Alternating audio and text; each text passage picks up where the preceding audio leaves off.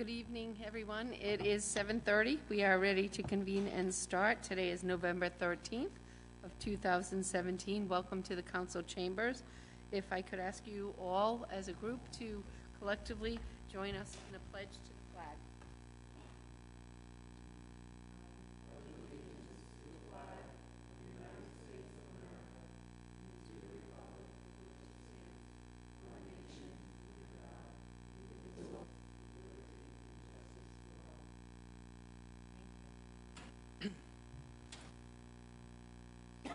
I would ask at this time, with item number 4, for the approval of previous meetings, which would be... Excuse me. Oh, I'm sorry. Roll call. Council President Healy. Here. Council Vice President Collins. Here. Councilman DeCruz. Here. Councilwoman Gledhill. Here. Councilman Veely. Here. All members present. Well, we would be in trouble if we weren't. I'm sorry about that. Item number 4, the approval of the minutes from the previous meetings, which is the work session, which is dated October 23rd, the regular session, October 23rd and November 6th, and there was a closed executive session that was held on November 6th as well. Do I have approval of the minutes of the previous meetings? So moved. Second. All those in favor? Aye. Seeing no oppositions, motion carries for the approval. Item number 5 is the consent agenda. We may have... Motion to remove the Contemporary Theater Company and Pump House Music Works from the consent agenda under item L. Second. Licenses. All those in favor? Aye. Seeing no opposition, motion carries. That moves us on... Motion to approve the consent agenda. Second. All those in favor? Aye. Aye. Moving on to item number 6, licenses, which comes before us. There are 3 right now before we move forward. A resolution granting holiday sales license to Pet Value, DBA Pet Value on 20 Main Street, Wakefield, by Bert Walgamuth, who is the vice president. Is somebody here to represent? Please come forward to the podium and state your name. Shelby Morimoto. Okay, tell us a little bit about what you're doing and what your business is about. Pet Value is pet foods and supplies. We don't sell any live animals. Let's see. What are your hours of operation? Operation hours are 9 a.m. to 9 p.m., Monday through Saturday, and 10 a.m. to 7 p.m. on Sunday. Do we have any questions here at the table? Make a motion to approve item 6A as presented. Second. All those in favor? Aye. Aye. Any oppositions? Good luck. Thank you. We wish you the best.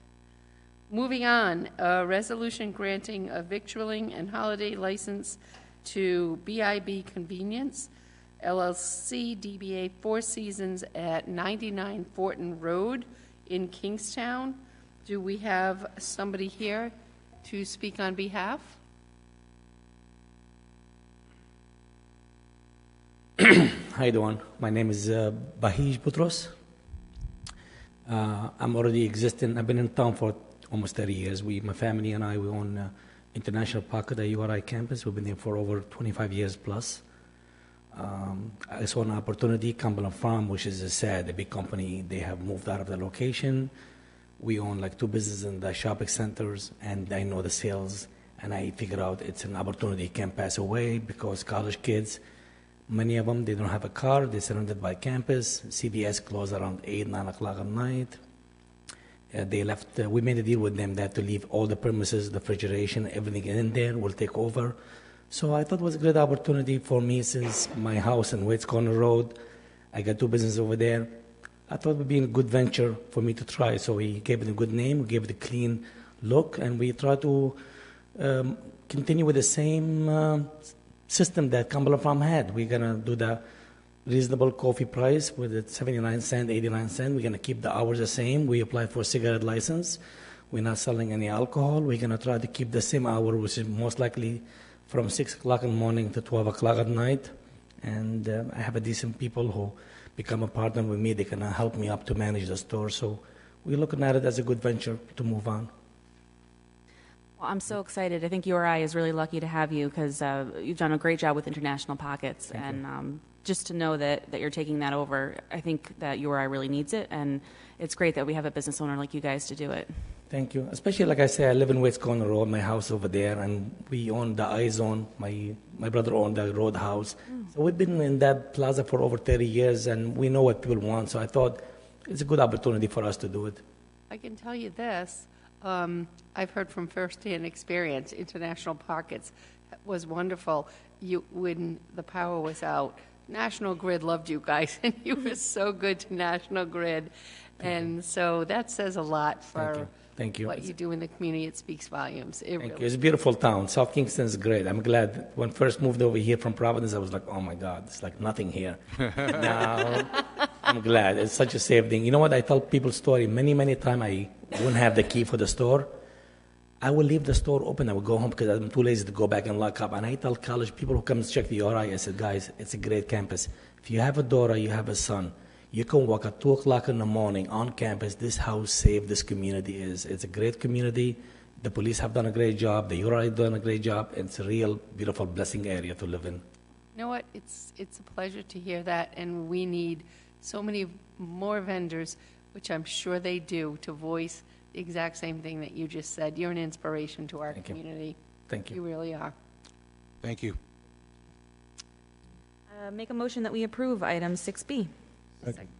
All those in favor? Aye. Aye. I believe it's unanimous. Good luck, and we wish you nothing but the best. Yes. You're welcome.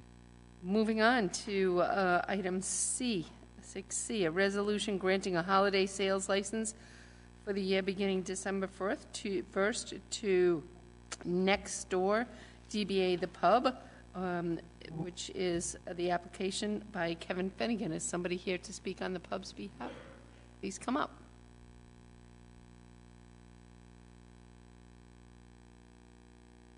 Hi, my name is Karen Racine. I'm the manager at the pub, and we are open 7 days a week, 365 days a year, 11:30 to 1 a.m., and weekends starting at 8 a.m., and we just want to sell T-shirts and sweatshirts. Okay, so you will not be selling liquor at the... Oh, we do. We sell liquor and food. It's a restaurant pub, but we just want to add I just selling. wanted to clarify. I have to go Oh, back yes. and look at the request there. No. We just want to add T-shirts and sweatshirt sales. Motion to approve agenda item 6C. Second. All those in favor? Aye. Aye. Thank you. No oppositions? Good luck. Now we turn many pages, if you don't mind, because it's wrong. It goes to page 7, if I'm not mistaken. No, maybe it's 8. 7. Oh, I mean, it's item 7. Page 10. Do you want to do that first, or? All right. I got to go back then. What page is that on? Okay.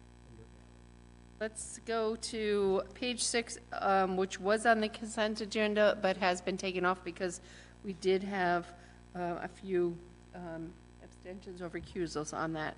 A resolution granting a theater license for the year beginning December 1st, 2017, which is a renewal for the Contemporary Theater Company, and Terrence Simpson, president of Enterprise Terrace, put in the application, and there's another one for You want to take this one? One one at a time? Yeah. So I make a motion that we approve item L, Contemporary Theater Company. Second. All those in favor? Aye. Aye. All those opposed? So we have all in favor and one recusal. And then we move on to the Pump House Music Works at Kingstown Road, 1464, application by Ariel Bodman, Vice President. Do we have a motion to approve that? Yes. I make a motion to approve item L, Pump House Music Works. Second. All those in favor? Aye. Aye. We have one recusal. Please note, Abel has recused himself. I don't think we have to go into South County Center for the Arts because that was part of the agenda. We didn't take them out. Page 10. So we are moving on. This is a long agenda. I think it brings us to item number 7, which is a public hearing. I will read this, and then I will go through one section at a time, and we can do the approvals one section at a time.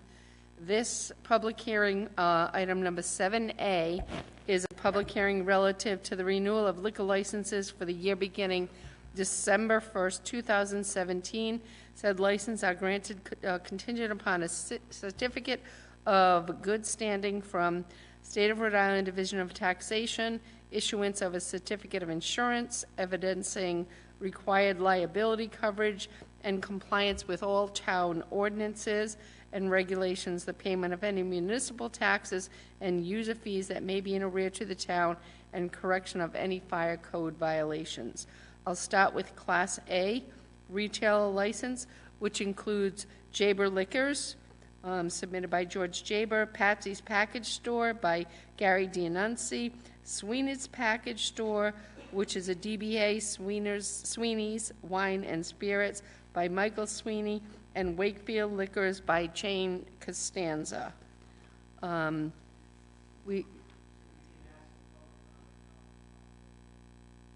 Do we have anybody that's interested in coming up to the podium to speak in terms of these licenses? Hearing none, do we have discussion at the table? Can I make a motion then? No, Oh, no. actually, We'll go through why don't you each go to one? Class B? Why don't you do them all, and then you'll close the All public right. hearing on all of Get them? ready, this is a long list. We'll move on to the Class B victular license.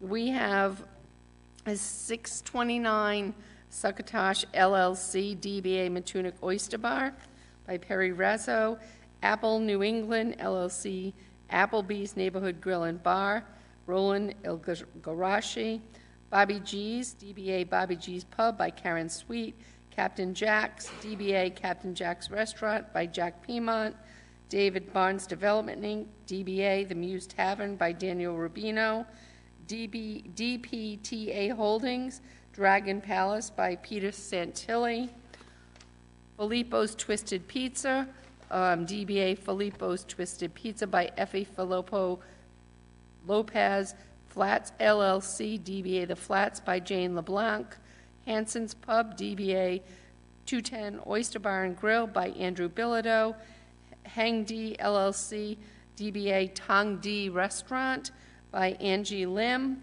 GSR Corp., DBA Tony's Pizza Place by John Reeves, KNZ Bistro, DBA Kabuki Restaurant and Lounge by Jian Zhang, Laurel Food and Beverage, DBA Laurel Lane Country Club by Joseph Vedetta, Mary Murphy's LLC by Patrick Godera, Next Door Inc., DBA The Pub by Kevin Finnegan, Oceanfront Lounge Incorporated, DBA Ocean Mist by Kevin Finnegan, Old Mountain Lanes Inc., DBA Old Mountain Lanes by Robert Toth, Phil's Kitchen, DBA Phil's Restaurant by Kenneth Tenster, Rody Joe's LLC by Gary Cello, Roba Rustico LLC Pizzeria Mezzo by John Russo, Rose Hill Golf Club by Inc. by James Manning, Shogun Steak and Seafood House by Sally Saraj, Surfside Thai Food LLC,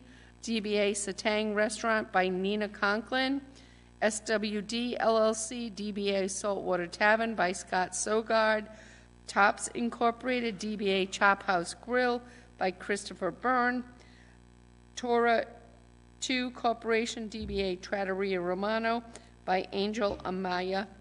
And then we will move on to Class B Limited, right, once we hear comments from interested citizens and the public.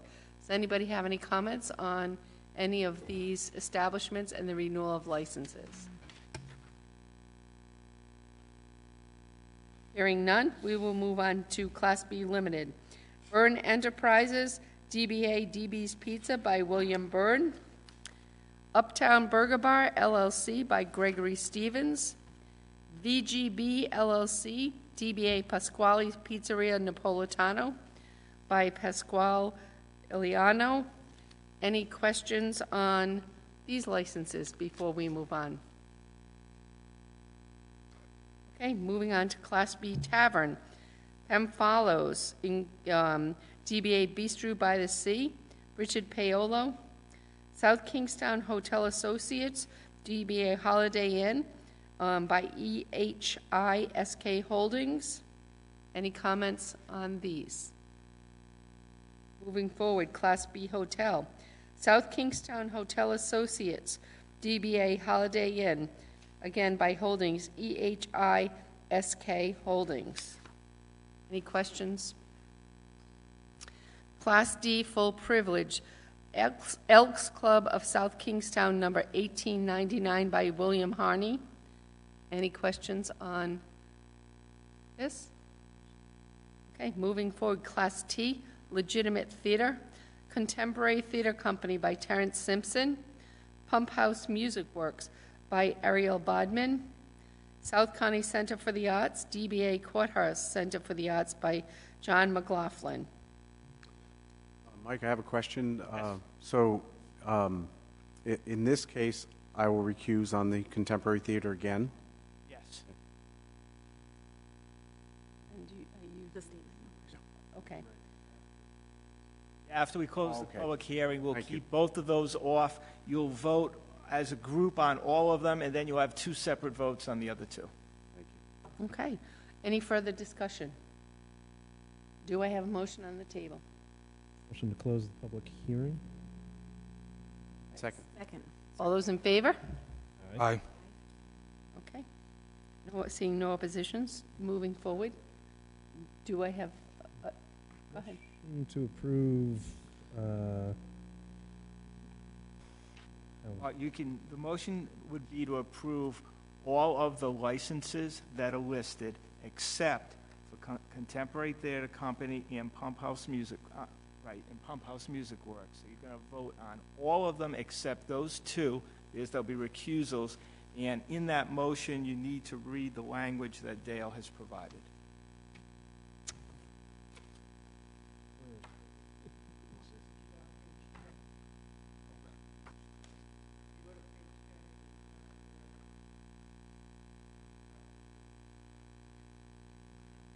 motion to approve the licenses as listed except for Class T licenses for the Contemporary Theater Company and the Pump House Music Works.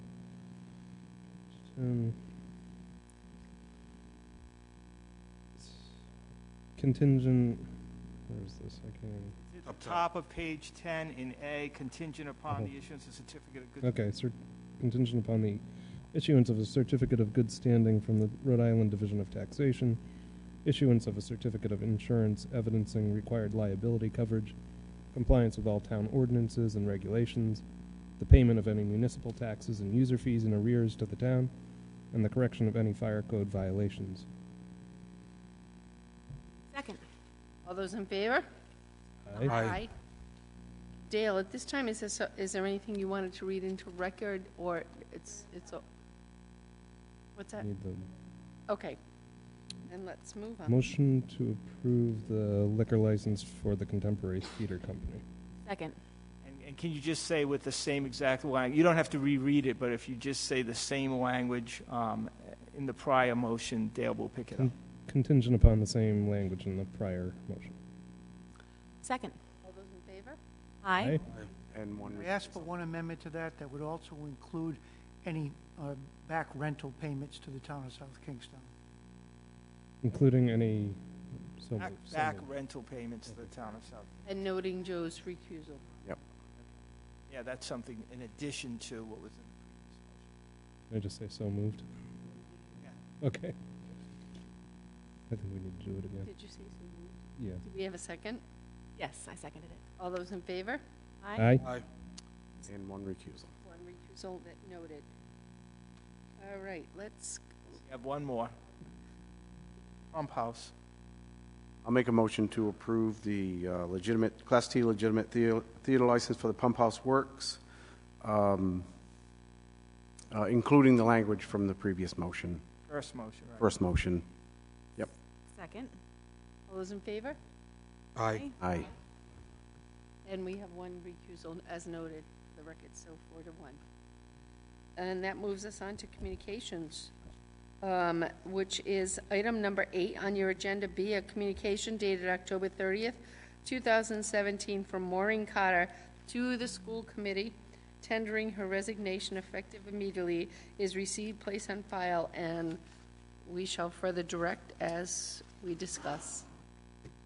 Make a motion to accept this letter of resignation and send her a letter thanking her for her many years of service to the town. Second. All those in favor? Aye. Aye. Any oppositions? Seeing none? So we would ask that you would do that. A communication dated November 8th, 2017, from James W. O'Neill, providing follow-up information concerning the construction by the South Shore Village and Country Club, formerly known as the South King County Country Club, is received and placed on file. I know Mr. O'Neill is here, so please state your name and we welcome your comments. Jim O'Neill, Wakefield and Matunic. Thank you, Madam President. I was following up with 3 weeks ago when I brought forward a lot of information on the South Shore Country Club development. And I think you saw that I put in there a number of letters, a number of newspaper articles, not one disagreeing with the other. This is supposed to be leased land and a manufactured home park. The applicant's attorneys, the applicant at the time, Mr. Fiore, Nancy Latendry, that worked for Mike Ursillo's office, all were unison, total unison, that this was a manufactured home park. It was approved, was vested from 1998 forward. Again, in 2007, with the design review, no one disagreed. It was a manufactured home park, leased opportunities. What really solidifies that, and I have about 700 pages of stenographer's notes and all the meeting notes from all those years. This is going to be a gated community, gated manufacturing home community. Internal roads are only to be used by the residents. A couple exceptions on Sand Plains Road, historical basis. A golf course, tennis, general store, gym, etc., only to be used by the residents, no guests. On and on and on. It's a manufactured home park. And as some of you know, in a manufactured home park, when you sell a property, it's a bill of sale, and they usually put the manufactured number of the unit on there. I gave you an example of Waccamaw Park, what has happened in one particular case in South Kingstown. Very difficult for middle-class citizens to lose an opportunity to be near the water. Very, very sad.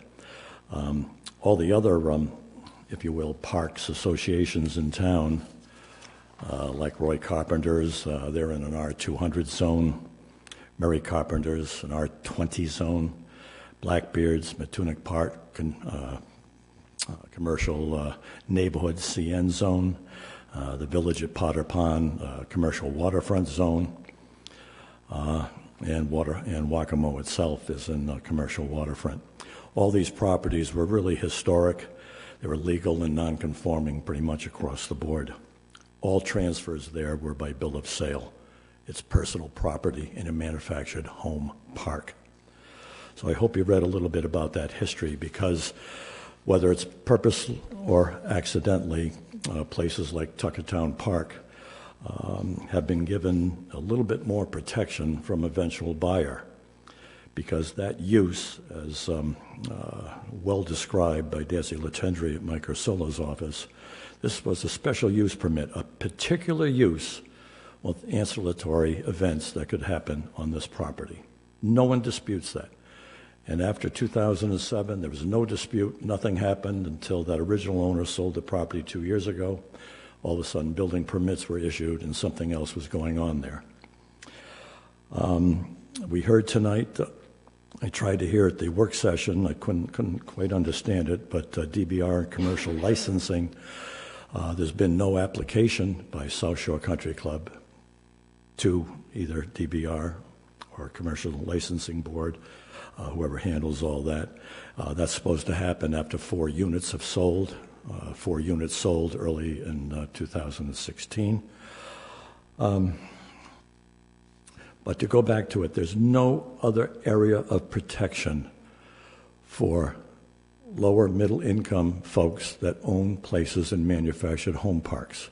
You saw that happen with Waccamo. That could happen with Tuckertown Park. The owner could get a bid, and if you read the Waccamo situation, you could see an incredible premium price if you wanted to continue there as a landowner.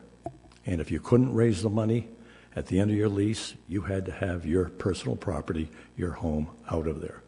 That's how the law reads, as far as I can understand it.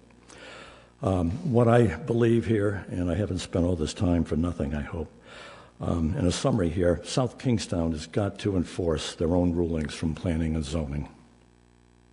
Number 2, the deeds that are being given out are not compatible with the rulings and the zoning designation of this property.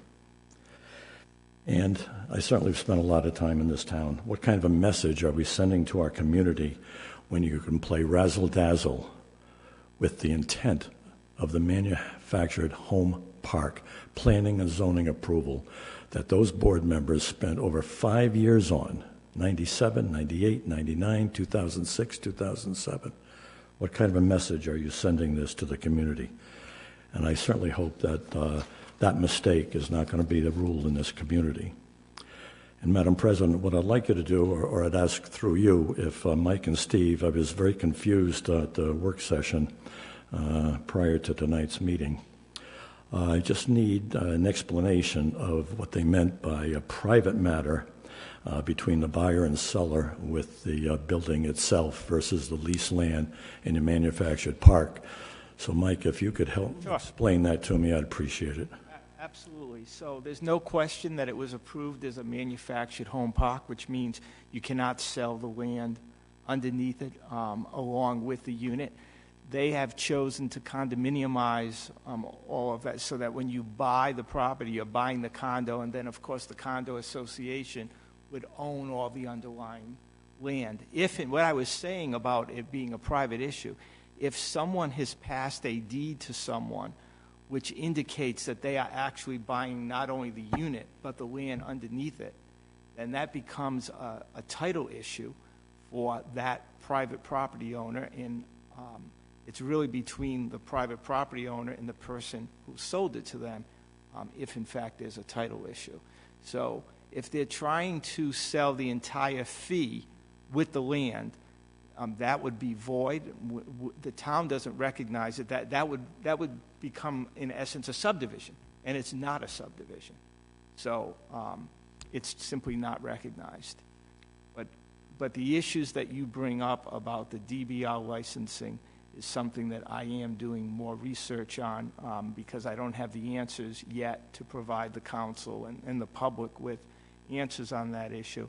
And I'm also going to look at the declaration on the condominium, et cetera. So my suggestion tonight is going to be that you direct this back to me because, as I told you at the work session, I have follow-up to do. All right, I appreciate that, and I beg for forgiveness of not understanding all of this. I even look at the Department of Environmental Management. I went up there and took a look at everything, and I think I gave a copy to the council. But everything they have up there is pads, not just for garage, but the home sites, pads. Says right on here, zoning, manufactured home regs. Everywhere at DEM. DEM's not confused about this either. I don't understand. I do not understand where this is going. Am I wrong here that Nancy Latendry, and I've got her comments on 50 pages here, but she called this a specific use, that you needed a special use permit for. Correct. Permitted a manufactured home park with the ancillary buildings. Yes. Okay. I'd like to think that this could be worked out because also going back to DEM, the math gets confusing again. They're using the pad number of units, 303, but the development data on all the DEM, I don't know what you call these, ISDS and other things you put in there, shows 264 units. There's always been a question about those other 17 acres that were not part of the original vesting, but because they were abutting, they came in later with the final approval in 2007. A very strange combination here. I didn't know that was allowed to acquire or put in abutting property that wasn't part of that original vesting for the master conceptual plan. Yeah, I believe when they originally approved it, it was so much square feet per unit for the entire parcel. Correct. And that's why the numbers grew over time, because there's actually more property available than what was originally envisioned. Okay, so what you're saying, the original master plan approval, conceptual master plan approval with 262 acres, that was approved totally and confirmed through courts and everywhere else and the applicant. There was a lawsuit, yes. So how can you add abutting property later and not go through a planning process again? You know, I'm going to defer to Chelsea on that one because I know she did a lot of work and worked with Amy from my office on it, but I believe it was all done properly. Yeah. Well, I'm not going to argue with you on that, but it's just a very strange animal, and I don't know if that's state law or not. But one could, because of other things that happened up there, they also allowed utilities on a road to go into another private piece of land that could become an enlarged piece of land because of the same ownership around there. And do we have another subdivision that we don't know about here? And that's in the deeds downstairs. I know for sure, Jim, that this land has not been subdivided. It has not, and cannot be, for that matter. All right, and my last question, again, through the president, if I may. Every definition that I read in the fee simple, as you know, with the deeds here going on at South Shore Country Club, it is absolute and defeasible. So that is everything. If I read it in law, and I'm not a lawyer, believe me, but it says that includes the earth right up through the building, not the limited common areas or the other common areas, but that particular building site.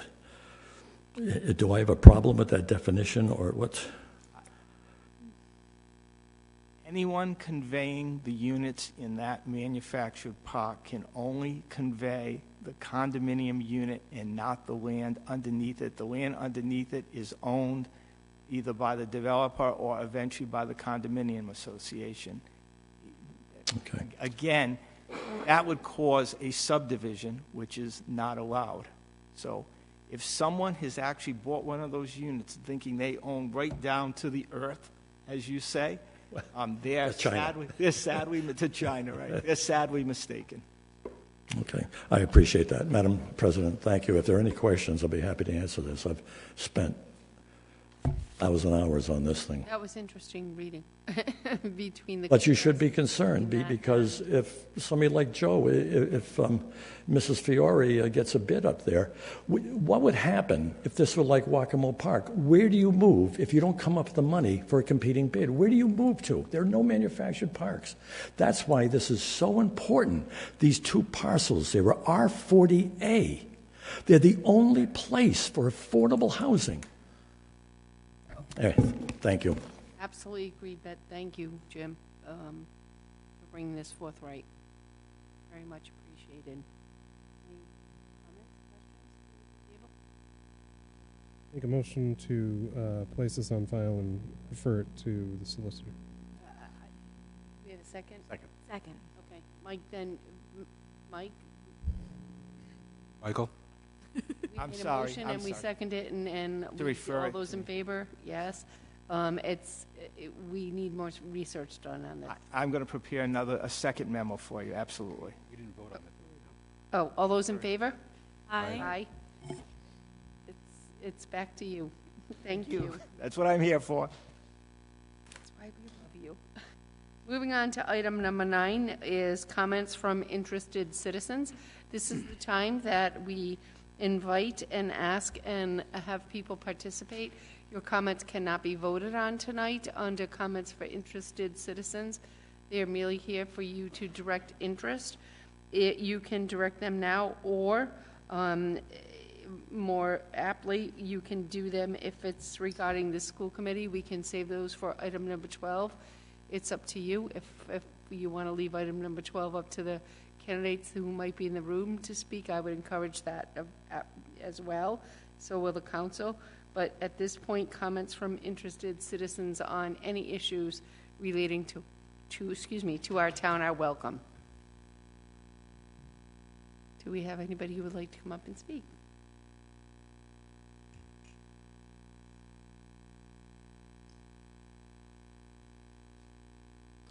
Jim O'Neill again, Wakefield and Matunic. Just wanted to talk about your school committee selections again. The only time I remember a situation like this is back, I think, in 2007 when we had three school committee members retired, if you will, for various reasons. And I just remember how difficult it was. We had a chance for just one vetting, a 15, 20-minute session, maybe just to get a few questions in, not a period of 6 months or a year like if you were running for office. And I remember how difficult it was at that time and just not being fair because it really, the public elected the school officials. It was very uncomfortable being up there and just a 5-minute interview. Maybe you got a question or two in, and you didn't have a chance to follow them and their ideas in newspapers and otherwise. And so I know how you feel. I know the situation you're in, and this is not comfortable. And it's never comfortable when a number of folks, if you get a job in another state, that's one thing. If you're resigning or retiring because things aren't working out or you never thought you'd get in a situation that's as busy as the school committee is, that's not good either.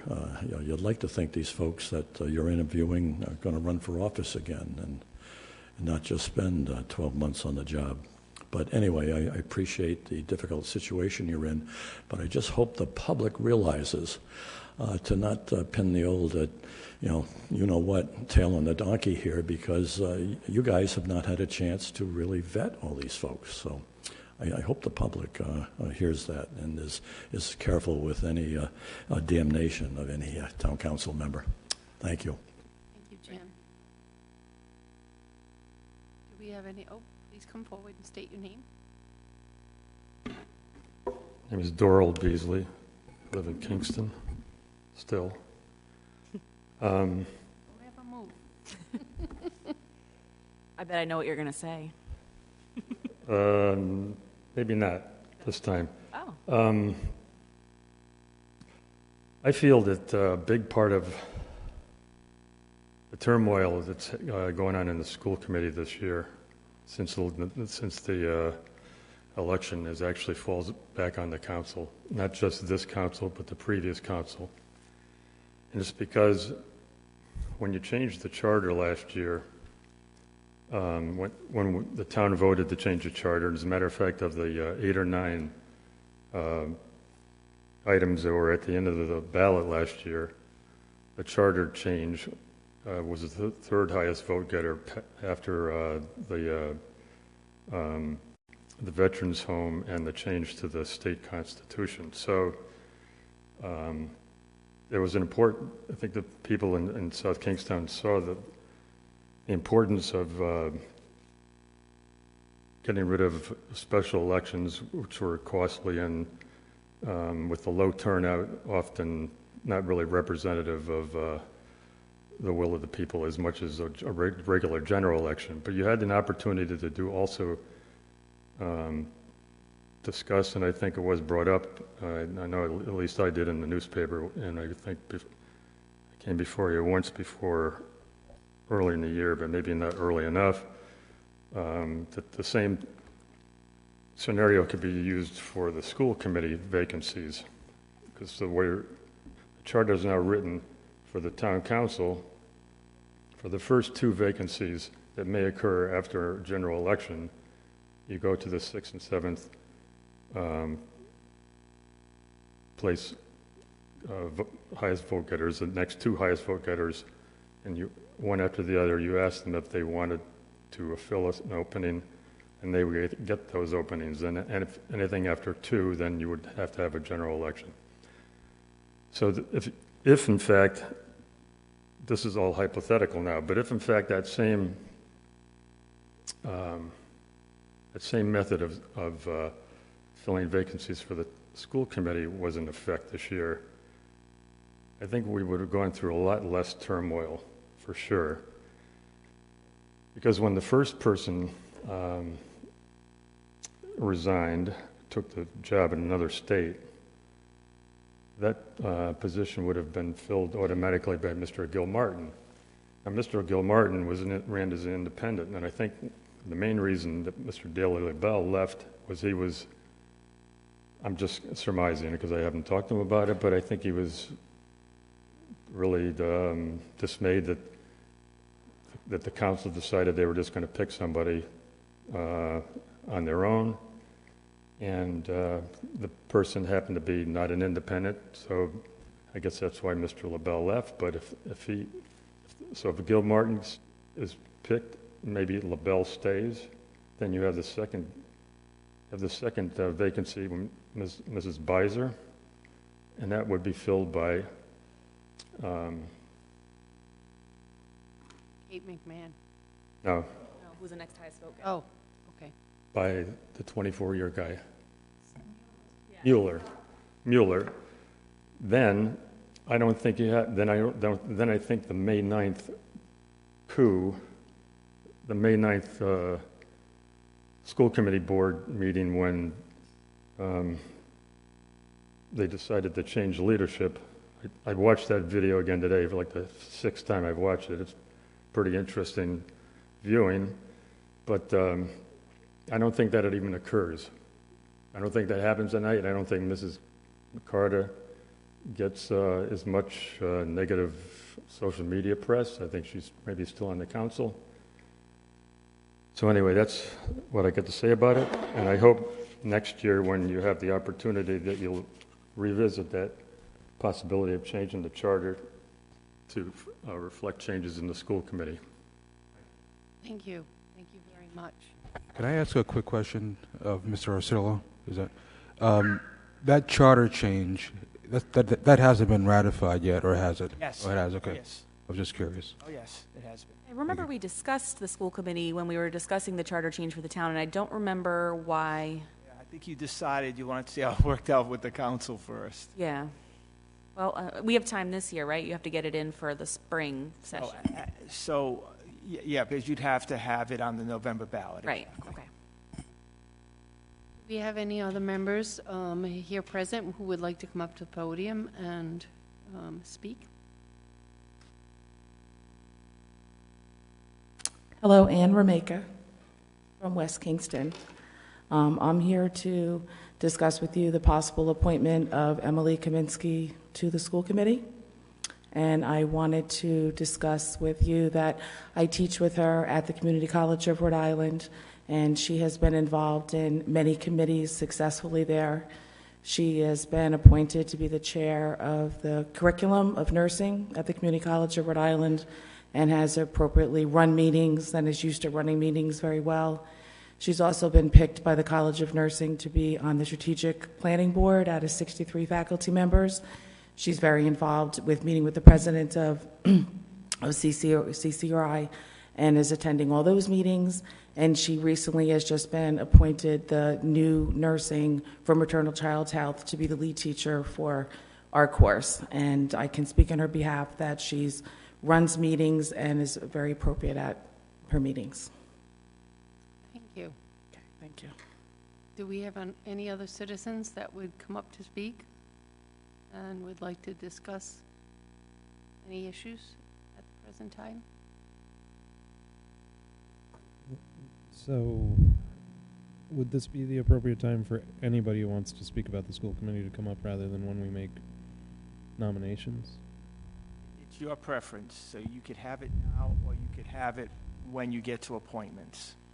When you get to appointments, you are not legally obligated to have people speak, but if you as a council want to hear people speak, you can. I would think this would be the time if we have comments from interested citizens regarding the appointments. We still have the town manager's report and the solicitor's reports before we get to the appointments.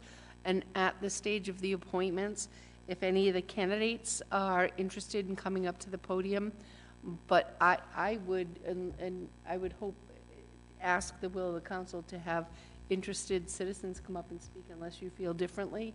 I would like to, or collectively, I would say, we would like to have citizens come up now and then hear from the candidates when it comes down on the agenda for the appointments. So if there are any citizens that would like to speak on behalf of any candidate, please come forward to the podium and we would welcome any comments that you have to make.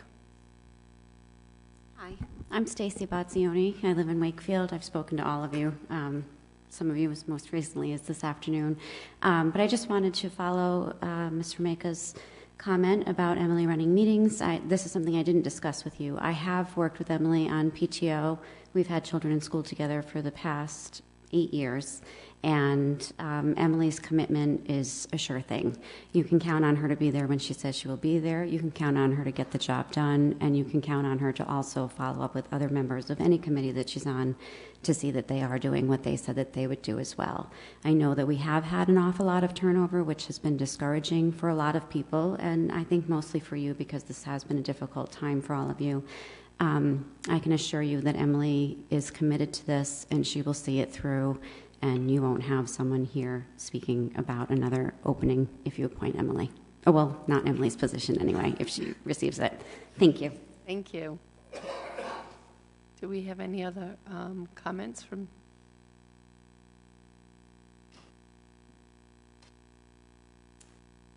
Hi, my name is Kate Collins. I am a lifelong resident of South Kingstown. I'm a teacher for over 15 years and a parent of 3 students. Emily Comiskey is a dedicated advocate for all children and adults. She is a constant volunteer in the schools and the community, along with being one of the best people that you will ever meet. She would be a great candidate for school committee. Thank you. Do we have any other comments from the public?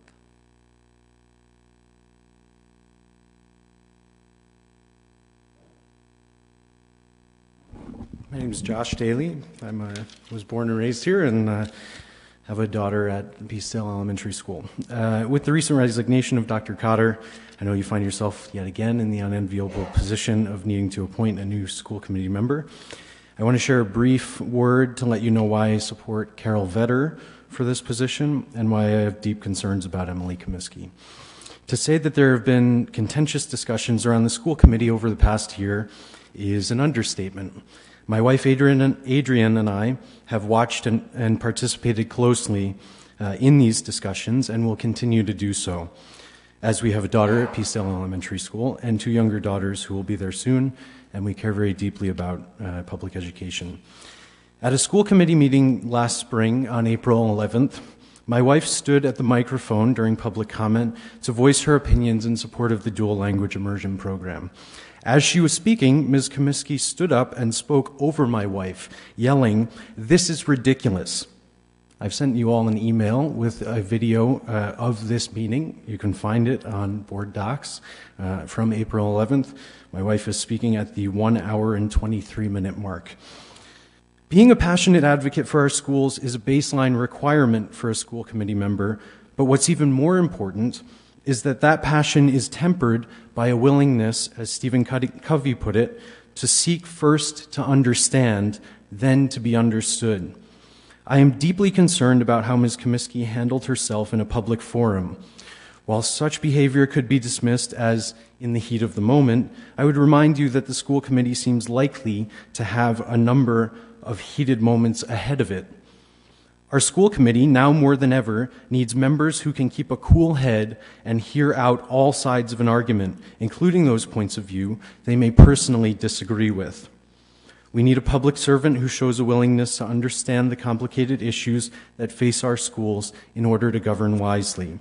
I have talked with fellow parents, themselves thoughtful and active community members, who have demonstrated careful listening and an appreciation of the complexity of the issues facing our schools. They firmly support Carol Vetter for her exemplification of these same traits, and I urge you to do the same. Thank you. Thank you.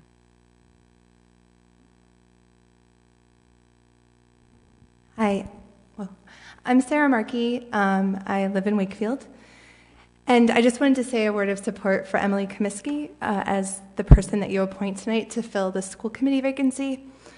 Just a couple of points. One is I am a parent of a 4-year-old who will be entering kindergarten next year, and I fully intend on enrolling him in the DLI program.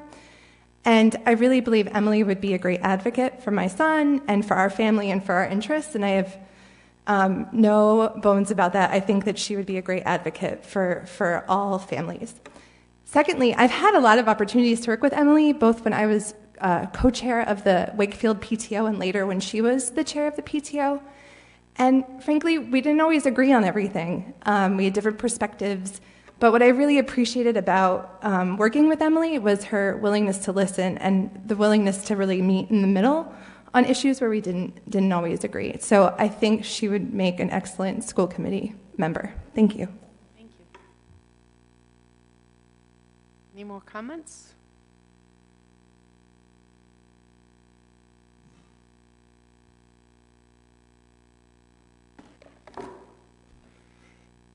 Doral Beasley. I'm doing a lot of perusing of the website,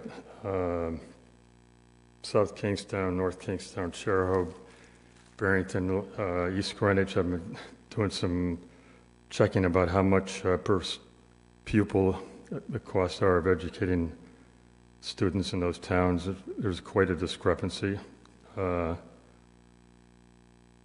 In some cases, close to $4,000 a student, more expensive in South Kingstown and, for instance, East Greenwich.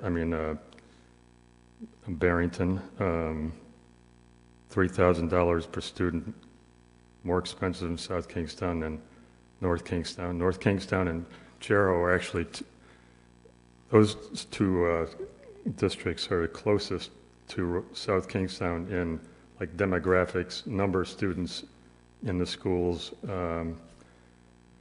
with Chariho. So I came across that. I also came across, when I was looking at NEARI website, they have a section there that says legislative goals, or I can't remember the second word, legislative goals or something like that. But anyway, number 3 was to get as many of their members as possible on school committees and town and city councils throughout the state. So I say to myself, well, why wouldn't, somebody's a teacher, then you want to be on the school board too? Of course, you can't be on the school board in South Kingstown if you teach, or if you live in South Kingstown, but you could be on the school board in South Kingstown if you taught somewhere else, or if somebody... So what happens is school boards end up with a lot of people on them that are affiliated with that group. So when you're trying to figure out why the things are so expensive in this state and why, when you look at this latest thing that the treasurer, Rhode Island treasurer, came up with which was the facilities, the amount of, almost close to $3 billion in facility upgrades and improvements that we need throughout the state.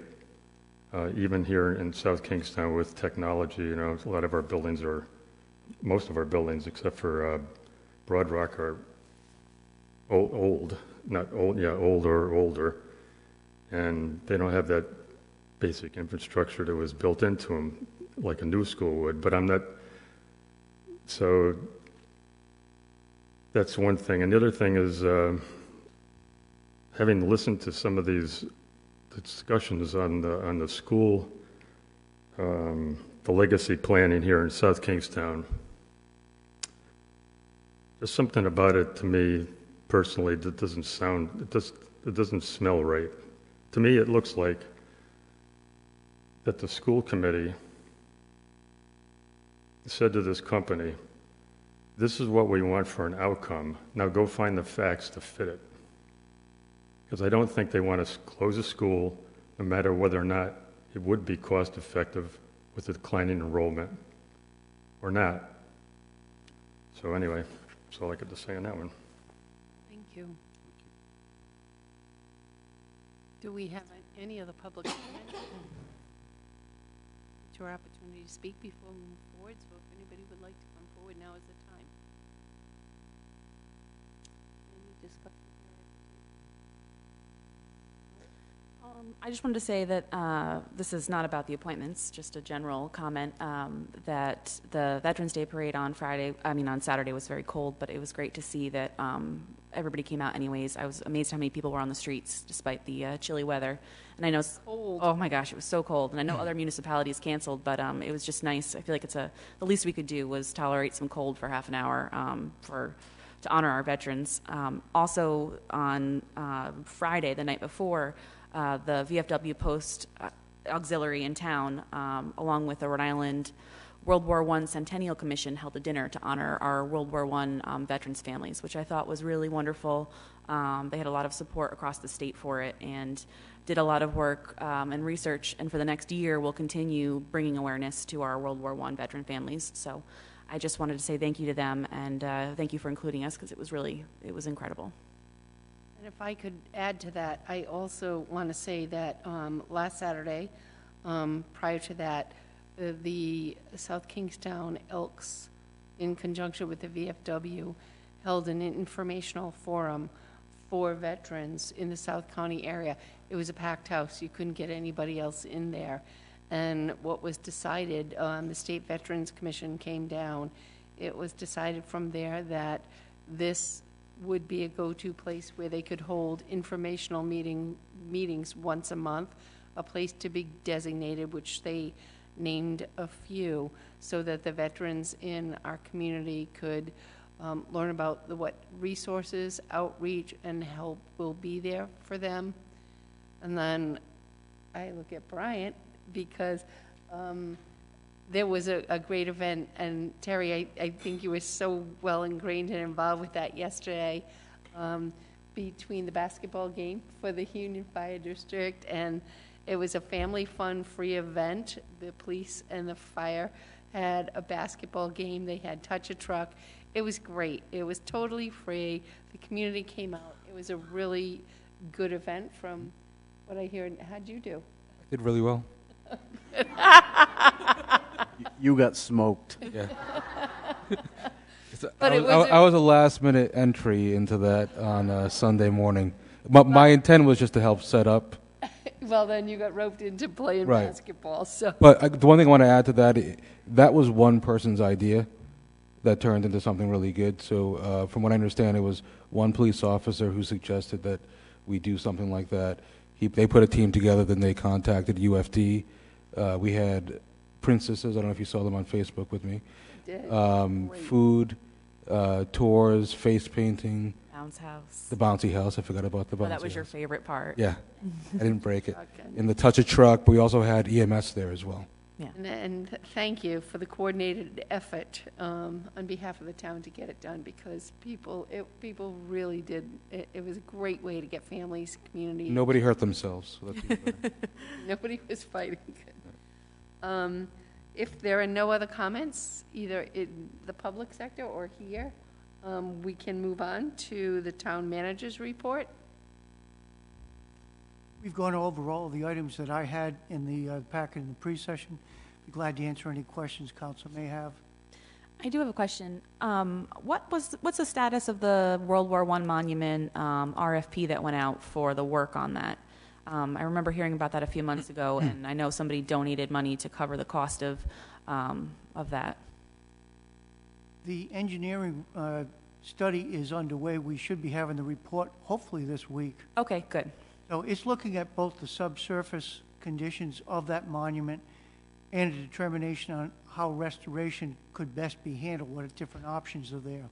One of the key issues to look at is whether it can stay at its existing location or whether it could need to be relocated 10 feet from where it currently is or to another location.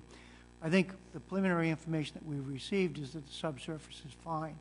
It's really going to be a case of how you would clean that structure itself, as well as the brass fittings that are there. So hopefully we'll have that report into the town staff. Then it will go to the Veterans Committee for their review and recommendations back to the council. Good. And I just had one more comment for you, Steve. As you know, I live up the road, so it's really easy for me to get here to the town hall. And during the recent storm we had with all the power outages, I came down quite a bit for lack of anything else to do, with no power at my house and 2 4-year-olds. But your staff was just incredible here, running on generator power. Still had all this information at their fingertips and was so supportive, and even offering, National Grid some support with their efforts and saying, what can we as a town give you? Do you need equipment? Do you need this? Do you need that? And I just think we're so lucky to have a municipality that's willing to step up and say, this isn't our job, but this is what our town needs, and these are what our people need. And you were just unwavering. So kudos to you and everybody in this town hall who really stepped up to the plate. I just was really impressed and really grateful to be here during a storm like that. Well, thank you for saying that. Certainly, I agree. We do have a wonderful staff. That storm was a very difficult storm for us to manage. First, during the storm itself for the police department with the number of issues that we dealt with, but secondly and more importantly, trying to make sure that we had contact on an hourly basis with Grid as to what we could coordinate with them. We also offered and provided them with town staff to work with them, so once the wires were pulled out of downed trees, we could get the roads open immediately. I think it's important for the public to understand that just because there's one tree down and they remove that tree doesn't necessarily mean that the power can be restored. And sometimes the damaged part of the grid may not even be in South Kingstown that needs to be repaired. We did have a couple of sections that went almost 4 days. And it was a very difficult situation, but we did make the public safety building as well as the libraries and the Guild and the Rec Center available for people. We did have quite a few people that did take use of the showers at the municipal buildings. We just ask people to look at our website if possible and see where the services are. Try to accommodate them as best we can. I think it was a successful storm management based on the situation that we were faced with. Thank you. I wanted to add one quick thing to that. UFD had an enormous amount of calls as well, I think over 40 during the storm. And being that it's all volunteers, there was a lot of people out there doing a lot of work. Yeah, I think that's a very important comment, because one of the things that we do in emergency situations is we convene a public safety program where all volunteers coordinate through the town, and it's managed so that we know where everybody is. We certainly couldn't get the job done without the volunteers, particularly with the fire districts, in terms of the assistance that they provide for public safety in this community. If anything, this community should be very proud of the volunteer efforts that they have. Costs associated with fire services on a paid basis would far exceed what it costs us to run a police department. And there are few revenues that are available to offset those costs other than property tax. So as long as we can continue to have that type of commitment, this town saves considerable dollar, and I think has better services than they would have on a professional force where there would be limited personnel. Well, Steve, please pass along our thanks, because it was a very strong and concerted effort, even though people were out for a while. Believe me, I was too, and my husband works for the grid, and he didn't help me out. We were without power for several days, but everybody did a great job, and you really opened up all the resources that would be available to people, and it was extremely, extremely, not even a nice gesture. It was just something that had to be done, and you took the bull by the horns, and your staff and the community reached out, and it was very successful. So we appreciate it immensely. Thank you. Mike did nothing. Yes, we will move on. Unless there are questions, I'm doing nothing. Okay. Just keep that seat warm. Let's move on to item number 12, which is appointments. And we did have the opportunity for an interview tonight. I'm not sure if we will be deciding tonight, but that is something that probably should be brought up.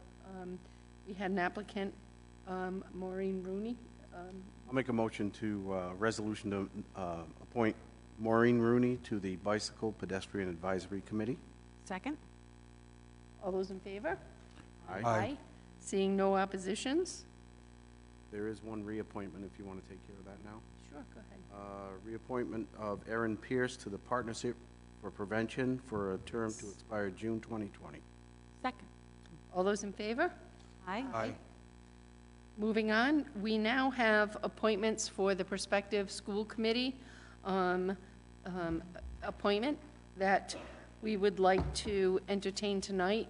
As far as what I know right now, unless something has changed, we have Stephanie Cantor, Emily Comiskey, Carol Vetter, Andrew Gilmartin, and Kevin Jackson. We still have Sarah Markey, because Sarah has not officially withdrawn her application, as we discussed in the work session.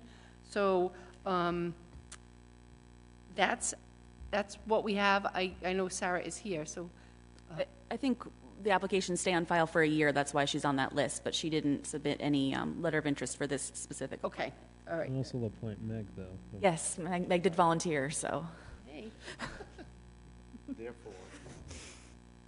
So at this point in time, what we'll do is entertain nominations only at this time for the candidates, and then we will open the floor for discussion.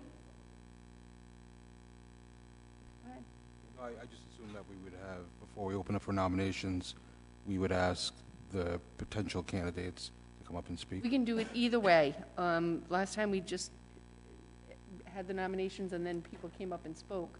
But if you're more comfortable doing it the other way, we can do it the other way. It doesn't matter to me.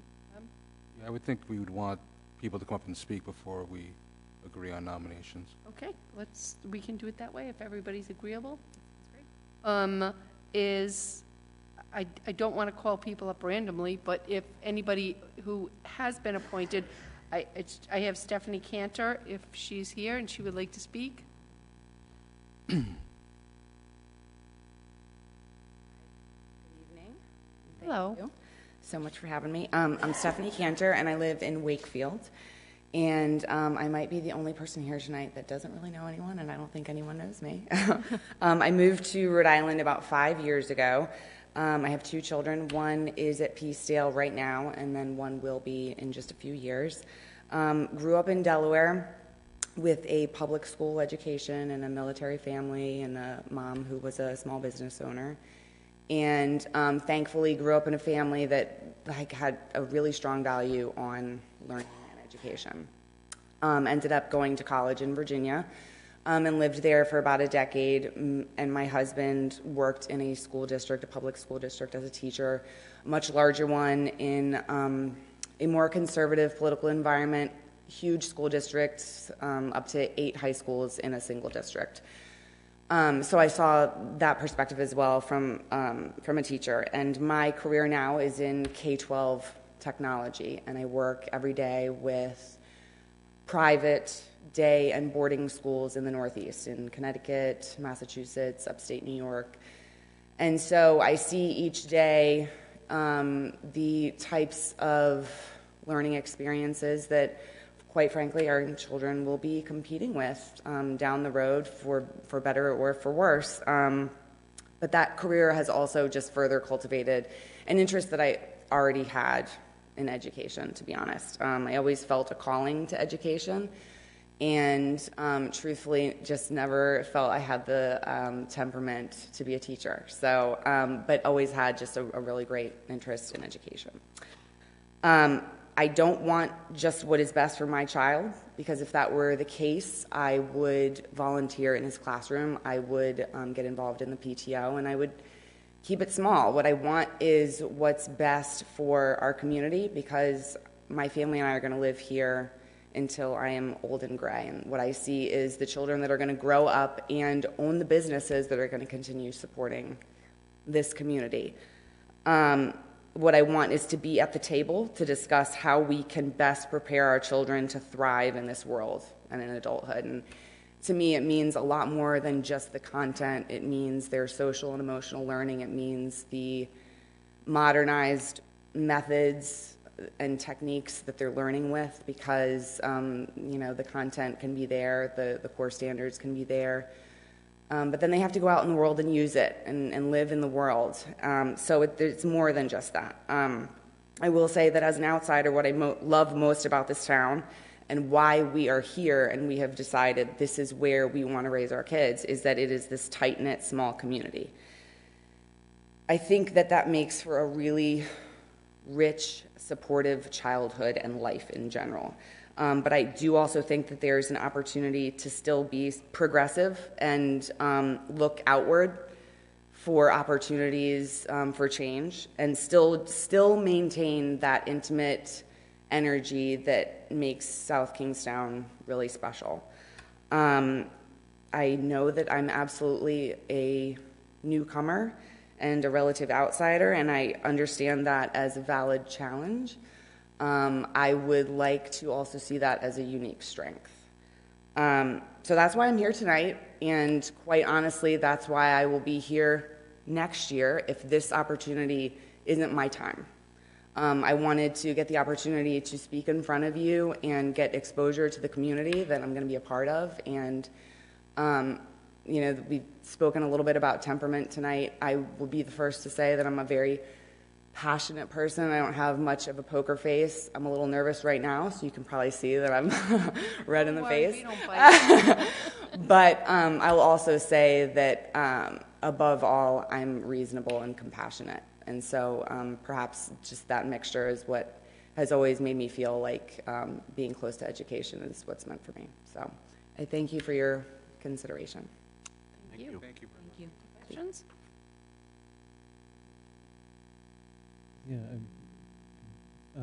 So what is your assessment of how the schools have been run? What do you see as, well, let's take a few issues. Have you been involved with the legacy planning process? My exposure so far has just been as a parent taking the survey and seeing the video about what the legacy planning is. I watched the full-length video about what each neighborhood school brings to the table, and I put a lot of thought into those survey answers as to how much I value updating infrastructure, maintaining neighborhood schools, how I view, my child is a kindergartner, so I'm very new to being a parent in the district. My family actually, we moved to South Carolina for about 9 months and came right back because when we moved here as not newlyweds at all, but we had a small baby, right? And then fast forward 3 years, everything we identified with became as a family raising this child, which then became 2 children. We moved to South Carolina, which is where we thought we wanted to be. And we just, every day that we were there, we saw what we were missing out here, and schools were a huge part of it. The schools here, I think, are fantastic. I mean, they have a wonderful reputation. I think being coastal, we have this opportunity for a strong economy. We have the academic center of being at University of Rhode Island, which brings in some diversity. I mean, I think it has the makings for the best school district in the state. It really does. And I think that I think it's an excellent school district. I just happen to see that there's got to be opportunities for, you know, social and emotional learning and modernized teaching methods and getting them exposed to technology and things like that. So, elaborate a little bit on that social emotional learning piece. Yeah. So, as I said, I have a kindergartner, so I'm going through the lovely process of building his full day of school stamina and seeing how he responds to rigorous full day teaching. You know, he actually was in preschool. He's been in preschool since he was an infant. And so it wasn't separation. It's really just the stresses of a lot of learning. And you can't escape that. I'm not a helicopter parent. But in order for them to really be capable adults, where they can take all of this excellent content we're giving them, I think they have to be sound in their ability to cope with anxiety and stress. And I think that we've got to find ways to incorporate mindfulness and social emotional development along with these excellent standards of learning that we've come to expect that they meet. That to me is really important because I'm part of the South Kingstown Partnership for Prevention. And there's a lot of discussion about use of alcohol, marijuana, vaping, prescription drugs at the high school level. And to me, what I really feel is that at the core, you have high school students that have never learned how to cope. And as human beings, we're always going to find a way to cope. And what better time than in early childhood when there is a love of learning because they haven't associated it with work and expectations and standards, to also foster the ability to be mindful and calm and deal with stress and anxiety. I'd like to say that I was very fortunate to be able to meet with a bunch of people that had reached out to me, and I think I probably spent an hour and a half, and I spent a good deal of time with you as well. You were quite impressive. What I would say is if you don't get appointed today, I would really encourage you to run in 2018. Thank you.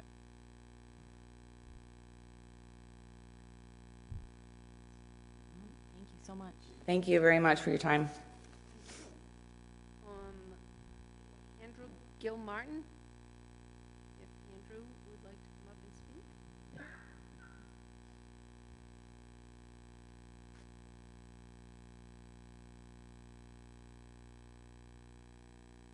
Hi. I actually don't have anything to say. I've been up here a few times before. And perhaps maybe if you have some questions for me that might sway you one way or another, I'd be willing to answer them. Well, I'm going to comment on Jim's earlier comment when you were on council, Jim, and you had to deal with this dramatic difference between then and now. Is for the last 2 weeks I've gotten tons of information on all of you. So much. And you and I writing have books spoken as right. well. So And I'm sure it's all been positive. The technology, the emails, right, face to face, the phone calls. So Right. you and I have spoken. I mean, I don't frankly have many questions, but the reason I'm bringing it up is I don't have many questions because I've been flooded with information. And rightfully, I mean, I welcome it. I think probably the one thing that we're not hearing yet from the other candidates is that the school committee is really about budgets and policy and setting a vision. And it's a lot of kind of boring work, but it helps set the foundation for what the town needs going forward. A lot of the decisions are really hard because they are both sides almost have the same weight, but you have to make a choice. It was raised earlier about the legacy planning. I actually take a different position on the legacy planning. My interpretation of it is really that the school committee is choosing not to make a decision. The school committee is kind of trying to get the public to make the decision for them. And I think that's a really bad step to take. They really need to make choices, the choices that they were elected for. And I hope they can do that. Thank you. I had one quick question for you. Can you just remind me about your stance on technology? I just kind of want to go. Sure. So I'm a software engineer. I've been building these tools for many years.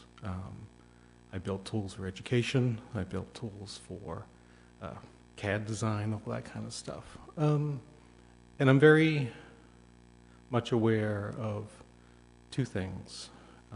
They're tools, so you use them to supplement, to enhance, or to augment what you're trying to do.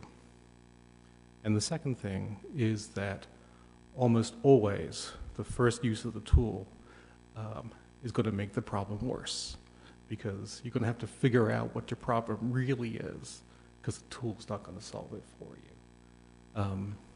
And so what I've seen over the last few years with the one-to-one program and has been, I said it before, a cart before the horse. There's a lot of introduction of tools, but without a clear understanding of what the goals of the use of those tools are and how to measure their success. So I'm not opposed to tools. I am opposed to kind of a willy-nilly trial and error with my kids and our money. Okay? Okay. Before you go anywhere, Sorry. I have to make. Sorry. Should I grab a seat? You mentioned how you'd like the school committee to be making difficult choices around legacy planning. Yeah. You want to be on the school committee making those hard choices. What do you want those choices to be? We clearly have to close the school based on where the money's coming from and the students that we have. The question is, how do we do it? Do we put middle schoolers together so we have 5, 6, 7, 8 together in one building? Do we push the middle schoolers back out to the elementary school and try and make the elementary schools run longer, have more grades in them?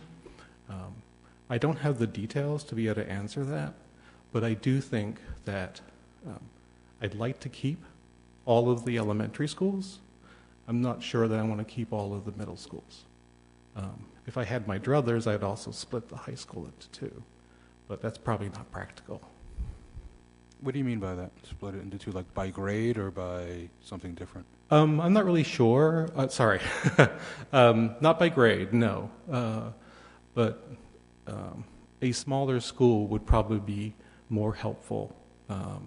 When you just look at the size of that school, and I've said this before, there's 4 minutes between classes, and there is an ever diminishment of practical arts and fine arts being done there.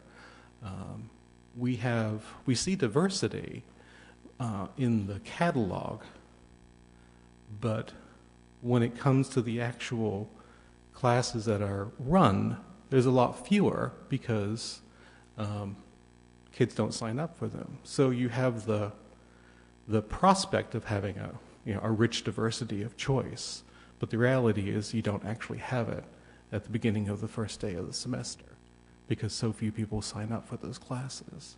So it would be interesting to explore, how we could split the high school to better serve the avenues that various students need to take to be successful. More like personalized learning, like different paths. No, I don't agree with personalized learning. No, it's more like I don't want to do tracks. I don't want to create another Charahoe vocational school, but I do want more vocational stuff. So I don't know how it would be done, but I'd like to see something done at the high school to make it at least feel smaller. And with regards to personalized learning, I really am concerned about some of the implications, not so much of the technology. I am concerned about that, but what you're seeing is you're seeing more and more curricula coming into the school from outside that we pay for. The reading program that we use is very well regarded, but we pay Columbia money every year for a reading program. Surely we have skills on staff in the teaching to develop a reading program.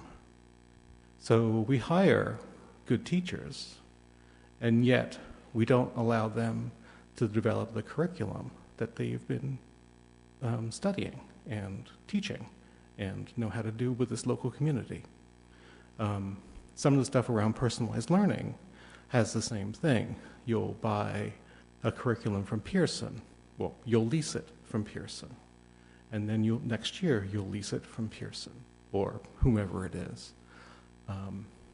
Suddenly, more of your budget is out of your control because you have to pay whatever the standing price is for the curriculum that you've now become dependent upon. And so from year to year, it becomes much more difficult for you to change as necessary based on your community of students and the needs of the time that you have because you're stuck into contracts for these external instructions and materials, and that worries me.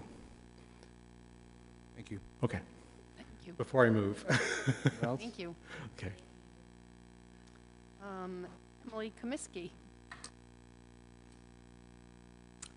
Hello, I am Emily Comiskey, and I believe I've had a chance to talk with all of you. I live in Wakefield, and I have 4 kids. I have a kindergartner, a second grader, a 4th grader, and a 6th grader. I started out in South Kingstown schools at Stepping Stone when it was kindergarten, and I've gone all the way through. I graduated in '98 from South Kingstown. I had a most excellent school experience. And I stayed in town, went to URI for both my undergrad and my master's. So that's a little bit about me, but I would like to take a minute and say I am so impressed from the people that we've heard from so far, and also just by the number of people that have stood up in general to put their name in after this contentious last year that we've had, especially with a tough budget season. And I think that's awesome. And everybody just really seems to have something to offer, and no matter who is chosen tonight, I really, really hope that all of us could continue to work together and collaborate, because I think everybody's ideas everybody has something to offer. So I just think that speaks volumes for the community that we have 5 people that all have something to bring to this table. So why am I here? I am here because I have been, first of all, I love South Kingstown, clearly, I never left. But I have been working with the schools since my kids started in South Kingstown Inclusionary Preschool, which I had a choice of any preschool in the area that I could have sent my kids to, and that was really, for me, the only option. It's a town preschool where my kids would have a diverse learning experience, be with kids of all different socioeconomic statuses, of all different learning styles, all different learning backgrounds, and I really wanted my kids to experience that. So all 4 of my kids went through there. I was there for 8 consecutive years. I started there when Ruth Gallucci was there, and ended with Colleen Smith. And I became really, really involved during my oldest first year of school, and really kind of not started the PTO because I believe there are always parents there helping out, but I started the monthly meetings and having parents be a part of the everyday life of that school. In terms of fundraising, having community events for the preschoolers and their families to create a sense of community there. And then when we moved over to Wakefield, I worked there. I've been on and off as the PTO chairperson, but always on the board continuously. And I work in every one of my kids' classrooms as a weekly volunteer or bi-weekly volunteer, depending on the classroom, except for my 6th grader, who I don't typically think Broad Rock or high school, going all the way up, invites parents into the classroom generally. It's a difficult age for that, but I pop popcorn, I talk to the teachers, I collaborate with the administration there. And I also chair the major fundraiser of the year there, the Crazy Coyote Chase. So I am in these schools on the ground level, working with the students, with the parents, with the teachers, with the administrators, with the families. And I see firsthand what is going into the district at that level. I see what it's like to have a classroom of 25 kids with 6 of them with IEPs. I understand what it's like to have to really create individualized learning plans for 24, 25 4th graders, or right now, 25 kindergartners in a classroom. So I think that gives me a unique perspective as opposed to anybody else that currently is sitting on the school committee. I think it's really important to have a diverse background of people that are sitting on the committee. And right now we don't have anybody that is really at the ground level seeing what the different grades are like. So I haven't yet gotten to Curtis Corner or the high school, but I have great informants that do have children in Curtis Corner in the high school that are constantly feeding me information about what's going on there, what classes are being offered, what classes have been canceled because there was no enrollment. In looking at the strategic plan, both for RIDE and for our district, I think that it's very clear that we need to continue with some form of the dual language.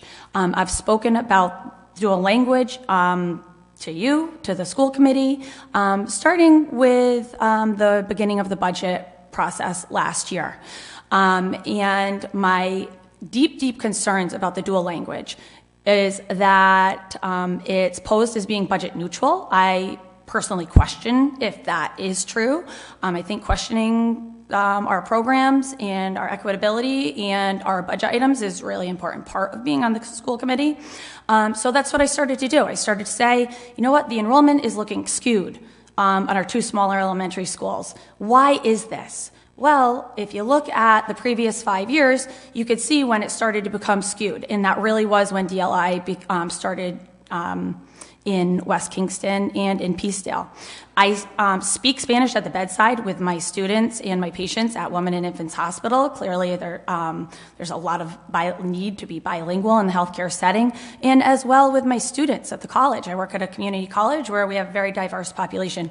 I value being culturally sensitive, being culturally competent, and also understanding and knowing another language. What I am very concerned about is the skewed enrollment at the schools, what that's going to do for our what that has done or is doing for our facilities study, and also what it's doing for our community. Because there's become this sense of DLI versus non-DLI, and also the issues of the budget. That in order to make this equitable, either we need to implement this program in all 4 schools, or we need to provide some sort of transportation to the other schools. That's really not feasible because that's an additional budget item. So it's a complicated issue, but it's one that we really need to look at closely in terms of making sure that not only the DLI, but just like all of our programs that we're offering from preschool all the way through to 21 years old for our students that graduate and have continued access to services, that all of those programs are equitable for anybody that wants to be a part of it. So that's where I stand with DLI. I think that it's also important to note, on that note, that DLI is one small part of this South Kingstown School Department. We have so many other things that we need to be looking at, that we need to be investigating, that we need to be questioning. And if you were to ask me, which you may want to, what I feel the most important issue is facing South Kingstown School District right now, I would say that it is the budget. Because although there are so many other things that we need to look at, the achievement gap, or closing the achievement gap between students that have special learning needs or between students that are at the lower end of our socioeconomic status, we can't really look at any of those things. Creating equitability of programs, one-to-one technology. We don't know what we have to work with until we get this budget really ironed out in a way that is sustainable. And we need to really delve into, I believe, the line items to see what they really mean. So with that, I'll open it up to you if you have any questions for me. Is that it? I mean, I could keep going, but I feel like that was pretty much what I wanted to say. Emily, would you like to answer or speak to any of the concern that was raised earlier about speaking over somebody at a meeting previously? I would love that opportunity. Thank you for asking that question. I am extremely passionate about anything that I do. I honestly didn't remember that happening until I was sent a link to that meeting, and I watched the entire meeting over again. And the 0.1 seconds where I said that's ridiculous was possibly inappropriate behavior in a meeting. However, if you watch the entire meeting, I don't know if any of you had, or anybody in this room or anybody that's watching from home, if you watch the meeting that night at the school committee was regarding kindergarten enrollment. This was not an issue that had anything to do with me personally because it wasn't a problem for Wakefield school families. This was a problem for Matunic Elementary School families who were going to kindergarten enrollment and their children should have been slated, according to where they live, to be enrolled at Matunic Elementary School. Many of them had older siblings that were already enrolled at Matunic Elementary School. And there was a cafeteria full of parents that were very, very upset because when they had gone the previous week to register their child for kindergarten, they were told by the administration that their child, what was their next choice of schools than Matunic, because their child did not have a spot at Matunic Elementary School. And I believe I spoke to the town council, to you all about this at that same time. And the reason that I believed that, and many other parents believed, that this occurred was due to the implementation of the DLI program. Because what it did is, as I previously mentioned, it skewed the enrollment to take students that would have gone to Matunic Elementary School and sent them to West Kingston. So what happened is we had a very low enrollment at both Wakefield and Matunic. So these parents were told, where else do you want to send your kids? Do you want them bused to Wakefield? Do you want them bused to Peacedale? Do you want them bused to West Kingston? Well, after I spoke about why I believed this was happening and why we really needed to look into the DLI program and in what it was doing to enrollment, not to do away with the DLI program, but to make sure that our families had access to the schools in the neighborhood that they bought their house in order to have their kids go to that school. So what happened was a resident spoke about how important DLI was, and that she and her family had made several sacrifices in order to make sure that their son could go to the DLI program, and that other families in the district were going to have to do the same. To me, that is ridiculous because that's a choice if you put your child in the DLI lottery. It's not a choice if you buy a house in South County Hills because you want to be at Matunic School and you're told by administration that there's not room for your child at the school. To me, that is ridiculous. You all heard people speak to my ability to run a meeting. I was selected out of 64 faculty in the College of Nursing. We have the largest college of nursing in the East Coast. I was chosen by my peers to be the representative for the strategic planning committee for the entire community college. So I regularly meet with both the president and the vice president of the community college. I also was appointed to be the chair of the curriculum committee during a time of extreme tumultuous change. As the College of Nursing had been run on the same curriculum since the college began, and we, over the last 5 or 6 years, revised the entire curriculum and have been teaching out the old while implementing the new. So this was a time where a lot of research was being done, a lot of big decisions were being made, and I was the chair of the curriculum committee during that time. I am also on the board of Christian education at Peacedale Congregational Church, where I just received an email after a board meeting last week saying, "You run amazing meetings. Thank you for sticking to the agenda and getting us out of there on time." I also am on the board of the Welcome House of South County, which also speaks, by the way, to my real sincere desire to make sure that our underserved populations are served, just as a side note.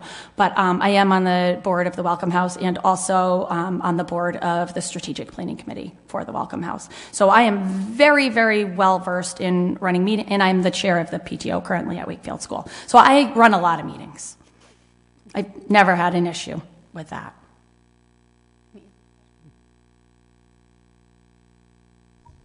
Seeing none, then thank you. Thank you. Thank you. Next, we will have Carol Vetter. Bless you.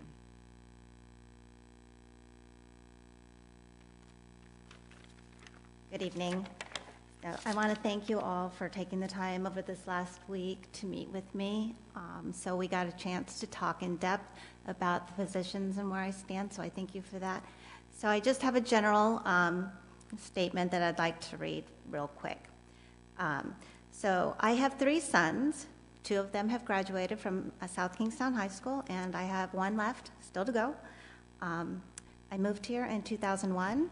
And I have continuously been working with our school community to improve the quality of the education for all of our students.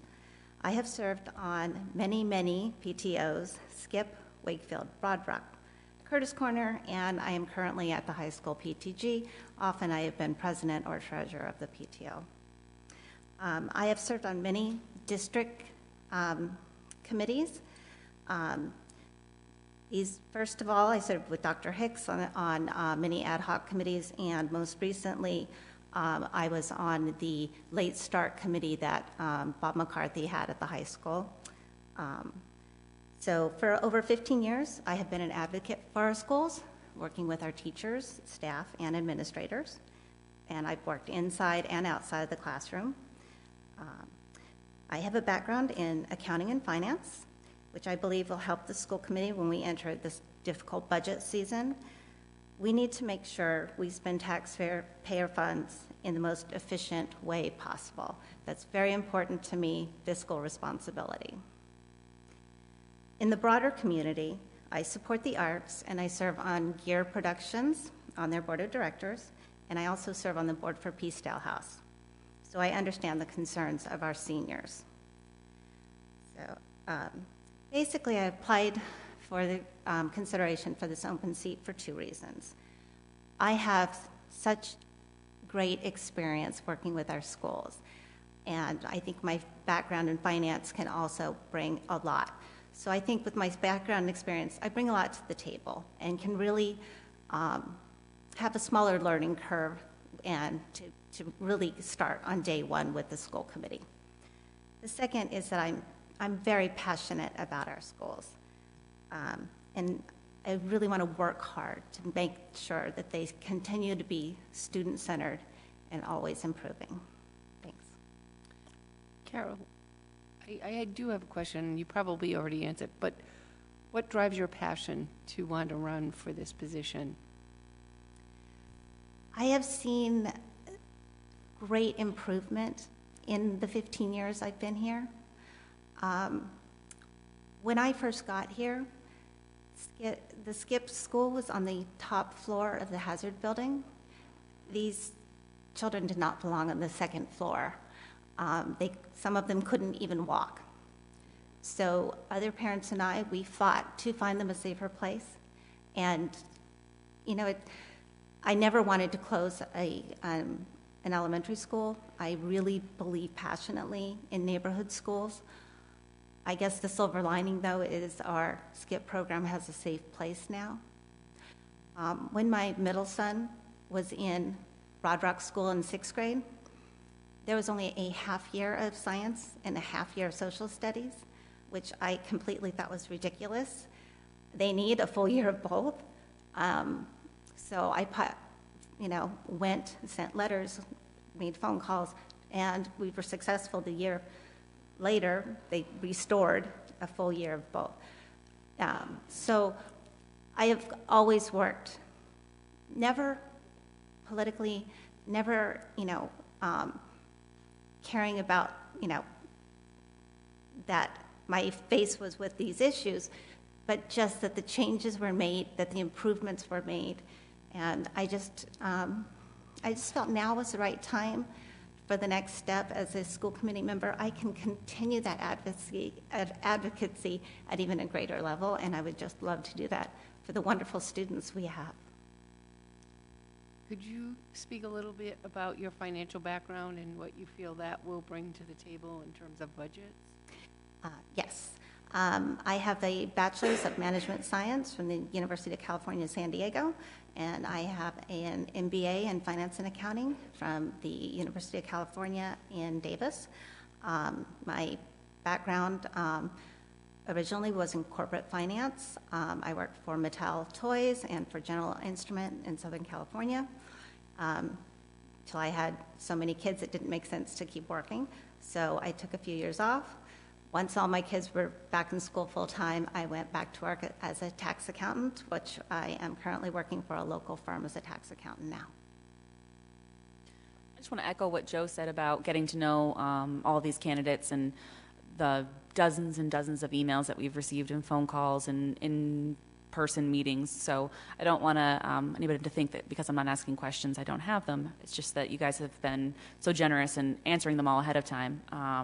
And just getting to know us and making sure we know your platforms. So I appreciate having a meeting, being able to discuss some of your issues or some of your concerns and some of the aspirations you have, and as I do all the candidates. So thank you so much. Thank you. I'll echo those sentiments because we've had to make several appointments this year, and this by far has been the most vocal in terms of support for the people that really want to do the job and do the job well. So thank you to everybody.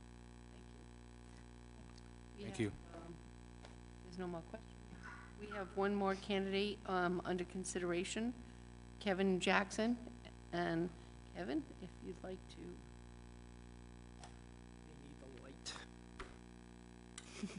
The light bulb.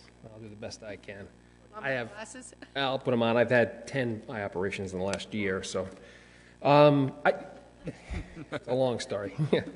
I was just going to read my letter, if that's okay. Read that as a statement. Okay. Just to highlight some other things. I've been in the community for 25 years. Kevin Jackson, I live in Taft Hill. This is the letter I wrote to the town council last week, I believe. In a recurring theme, as you're aware, we have another opening on the school committee. It is a tough job which requires many hours, far too many difficult decisions, and at times conflicting solutions. I believe a little background on the school committee resignations will serve us well. From 2007 to 2014, there were 5 resignations. 4 in a calendar year is unusual, but it is not unprecedented. The term you will be tasked to fill is approximately for 10 months. I believe experience will be a key asset for any candidate you pick. I served on the committee from 2006 to 2014 and was vice chair from 2007 to 2012. In 2014, I decided not to run due to a new job as a senior manager for a global manufacturing company and family commitments with 2 children going off to college on the immediate horizon. I knew how much time and dedication the job takes, and if I felt I could not commit to a full 4-year term, I should not run. Although I did not run, I volunteered to serve in the Accountability School Subcommittee as the community member for 18 months. I also continued my support for my youth coaching in the youth by coaching student athletes. I coached at the South Kingstown Little League. I coached on the South Kingstown Youth Basketball. I served on the South Kingstown Basketball Commission, also Rec Commission, Parent Commission. In that time, I was a coach, manager, or overall volunteer for over 30 teams. The last few years, I chose to coach older kids, finding that coaching for older kids, finding a coach for that age group can be a challenge.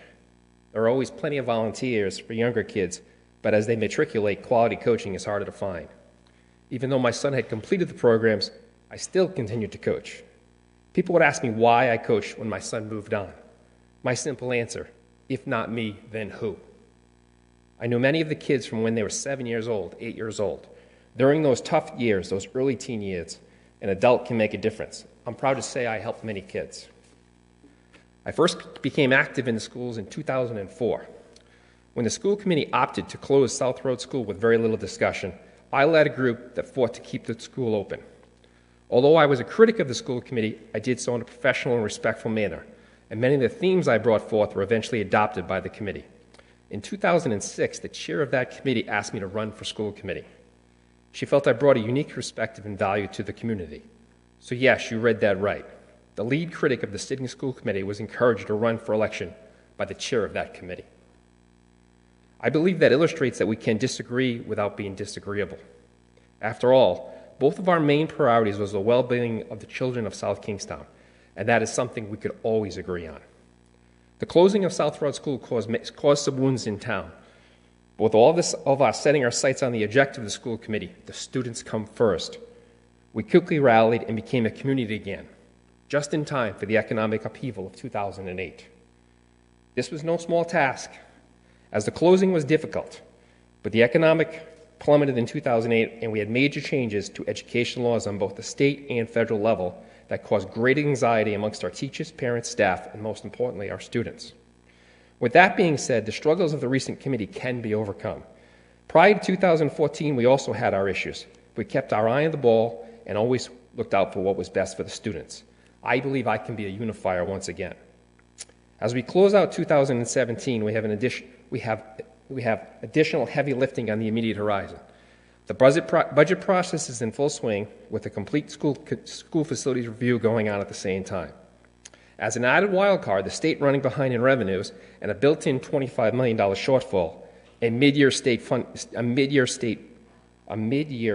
excuse me for my eyes again, I'm sorry, a mid-year state cut is not out of the equation. I was vice chair the last time we had a mid-year cut, and it was also during the facilities review. There is no better facilitator than one with first-hand experience. I believe I am uniquely qualified. We have many new community members that bring new ideas and perspectives, just like I did 10 years ago, but they never served through it like I have. Additionally, the vice chair position is open while the chair has less than 1 year's experience on the committee. I have a deep understanding of the budget process and can hit the ground running. Both of my kids attended SK schools, K through 12. I'm passionate about public education and believe it is an honor to serve on the school committee to ensure our continued success. Please feel free to reach out to me at any time. While I was on the committee, I responded to everyone who reached out to me and often proactively reached out to people who may have had a different point of view. During the last facilities review, I received over 400 emails. I responded to every single one. Did we always agree? No. But communication was the key. And here again, I demonstrated past practice. You are charged with a difficult task. The town, many of whom are too busy with their daily lives to aware of all these problems, has elected you to pick the best candidate. This is a 10-month appointment which permits no time to learn on the job. I'm ready, willing, and able, and demonstrated experience to do this very difficult job. I ask for your vote and support for the school committee. And I apologize, I had a detached retina last year, so I should have just spoken instead of read, but. Not a question, because I've already asked you a ton of questions. We've met before, and we know each other very well. You do? Going back to when I was just a citizen. You, sir. And somehow I think I responded to an email. You were one of the people I proactively reached out to. Right, and we had a great interview while you were on the school committee. Got to know you very well, and your thought process, and you have a brilliant mind, and you always had the kids at heart in terms of what was best for the kids.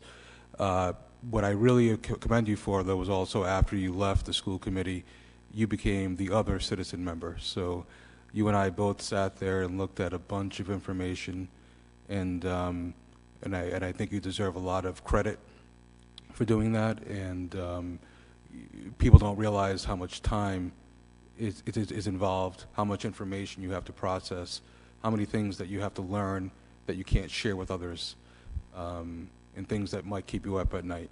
So that I just wanted to kind of make that as a statement. And I thank you again for putting your hat in the ring. Thanks. I would also like to say I have known you for many years, Kevin, and I think through good times and tumultuous times, I can honestly say I don't know a time that you have not stepped up to the plate.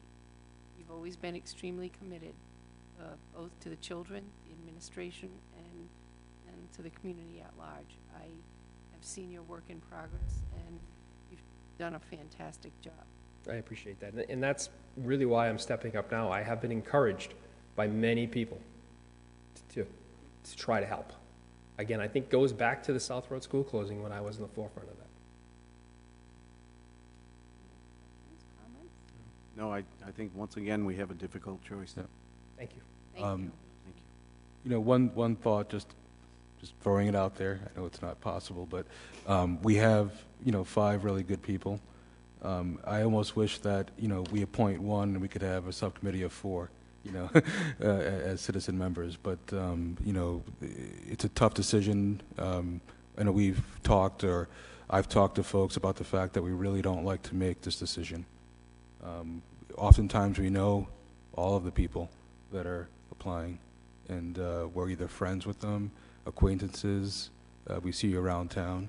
So it takes a lot of courage to step forward, especially for someone like Stephanie who's brand new to the community. But for anyone to get up and speak, it's kind of like the first time at the podium. I don't care who you are, you get a little nervous. It's normal. So that I think everyone deserves credit for throwing their hat in the ring. And I can honestly say I've never had more responses, phone calls, emails, text messages. I'm sure the rest of the council feels the same way.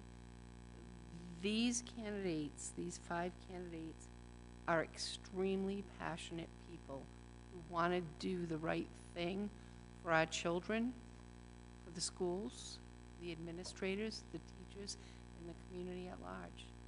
And this makes our decision so difficult. I don't want to repeat it because we're tasked to do it, and that's what we were elected to do.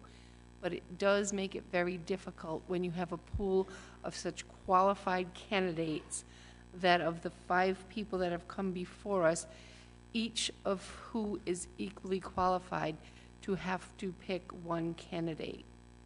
I would hope that the candidate that is chosen tonight embraces this opportunity with extreme passion, and I've heard that from all of you. And I do hope, and it's my wish, and I'm sure I can speak for the council in saying that the people who were not chosen tonight, there is a short window 10 months from now to again put your hat in the ring for the election season next November, because we'll be looking to see that you're there. You all care about our schools, and that's what makes this town a better place and sets us aside from a lot of other towns and school committees. This is a tough decision and not one that we take lightly, for sure. Any other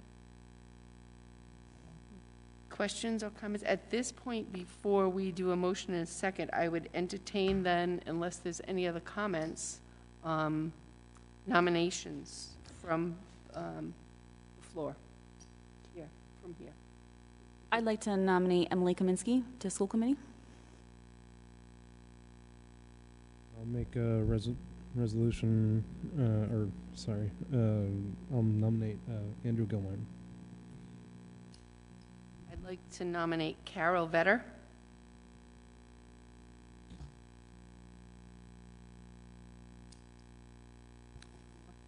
If there are no others, you need a motion to close nominations. Make a motion, we close nominations. Second. All those in favor? Aye. Any opposition? Seeing none. As it stands now, we do have 3 candidates. We have Emily Kaminsky, Carol Vetter, and Andrew Gilmartin. At this point, I would say it's fair to take a motion. Well, what you want to do is you're going to vote in the order of the candidates. You begin with Emily and go from there. Just to explain, so if the first candidate receives a majority of the votes, then the voting ends then. If that does not happen, you go down to the second and then to the third until someone has a majority. Okay. Do I have a motion to... You have a motion already, so Okay. You need a vote So Emily on Kaminsky is the first person on the list, so all those in... Could we have discussion before we vote? Is that okay? Of course. I just wanted to say that, echo what was said earlier about all the wonderful candidates. And I just wanted to speak quickly to Emily. I do a lot of stuff with the Wakefield Village Association downtown, so I've had many interactions with Emily in her role as the PTO president or co-chair down at Wakefield Elementary School, and have found her to be very capable and very thoughtful. And she is fiery. I think we heard her tonight. We saw a little bit of that side of her, and that's part of what I like about her. I like that she's not afraid to be loud and say what needs to be said. But keeping that in mind, I'm thoughtful of the reception of other people and what Mr. Daly brought up. I was at that meeting that he was referencing about DLI, and it was a really passionate meeting. And it was a very divided room, and I think emotions got the better of a lot of people in that room, and it was something I left uncomfortable about. The whole meeting was just difficult, and I think I don't think that should be held against anybody necessarily. I think I've been on the opposite side of Emily on many issues, especially during the last budget season, and I found that she receives feedback well, and we were able to have discussions and walk away still civil. So I am confident that she would do an excellent job. I think she's already such a valuable member of this community, and I would be thrilled to see her on the school committee.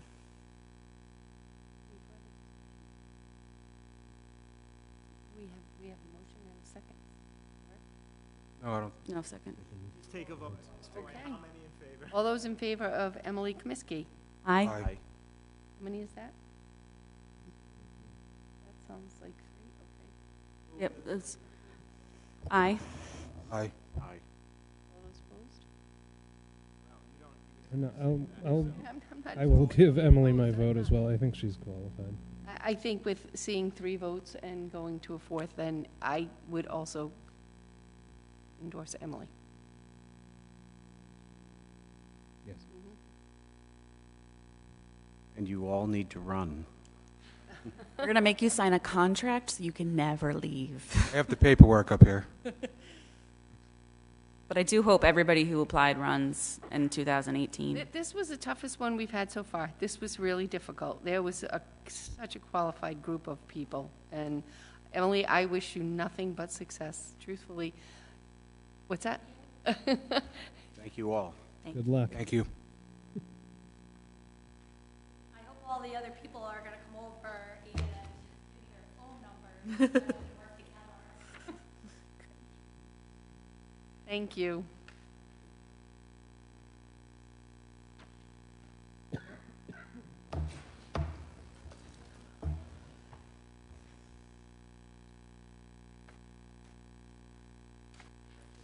Thank you. I hope I hear from you. Thank you. You have great ideas.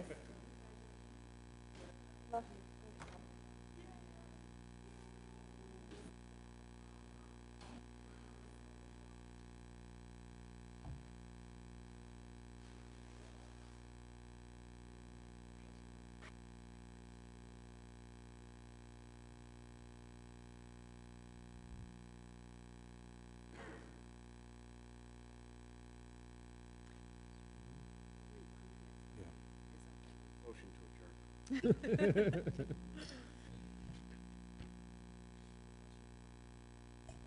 Just wait until things clear up. Dale, I saw your face when said, "I hope everybody runs next year." You were like, All right. She can handle More the merrier. All right, are we ready?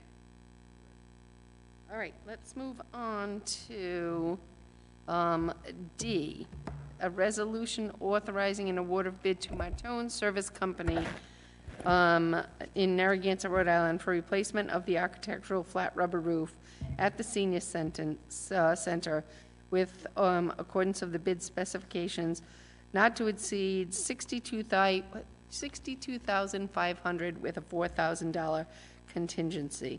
And this was a letter directed by Terry Murphy to the town manager, dated October 31st. As noted in the memorandum from Terry Murphy, there were 3 bidders that submitted on October 2nd.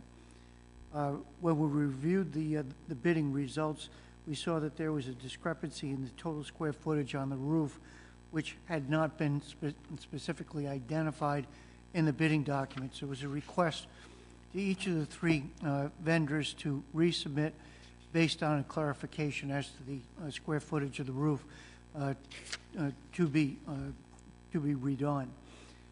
Based on that, additional bids were received from those 3 companies on October 13th.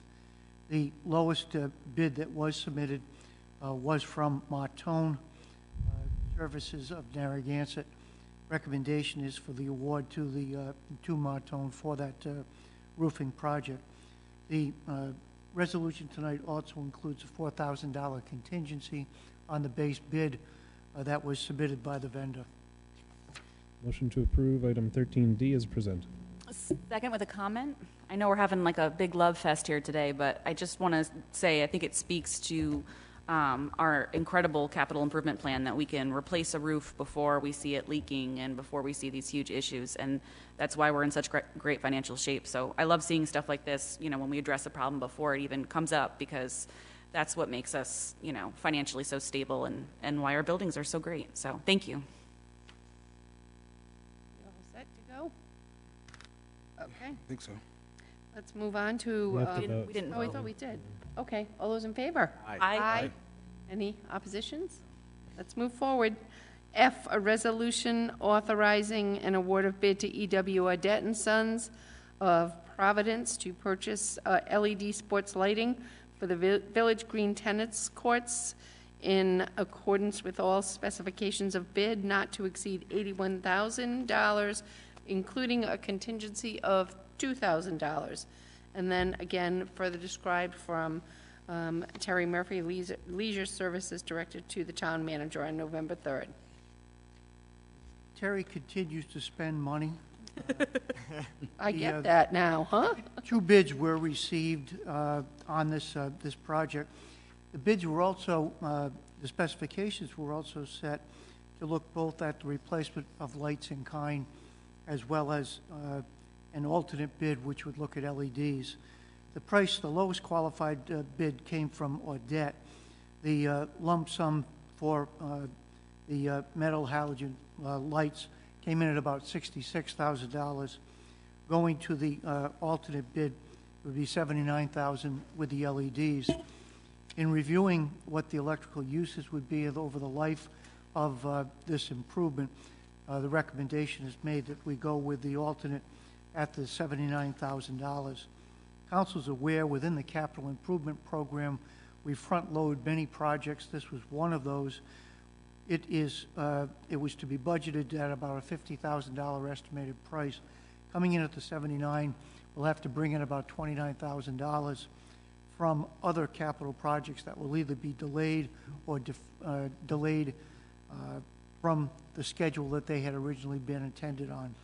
I think based on being able to do the improvement, do it once, do it right, do it the most efficient way, the recommendation would be to stay with the $79,000 with the alternative funds coming from the other funding sources as noted in the bid recommendation. Motion to approve item 13F as presented. Second? All those in favor? Aye. Any oppositions?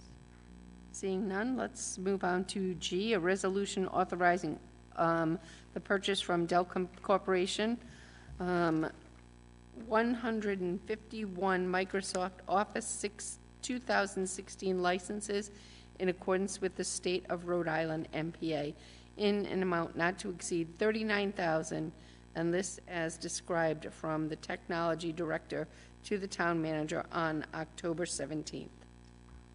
As noted in Lori Fox's memorandum on this matter, this was another issue that we looked at two alternatives, one going with a cloud-based system that would be a subscription-based yearly fee, or to go with just a license purchase.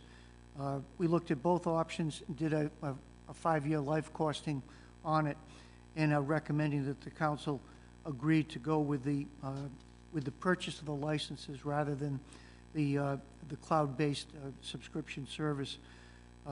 The cost differential is too great for us not to stay with the licensing, even though it will require individual contact with each of the 151 computers within the network that for the installation. So we would recommend overall purchase with a not to exceed of $39,000. Steve, do you recall how long, how many years normally does Microsoft get rid of a program? What we're looking at is there's normally about a 5-year life before places like Microsoft would stop providing the updates, services and updates. So that's why we did a life cycle on this for a 5-year term. Okay. Motion to approve item 13G as presented. Second.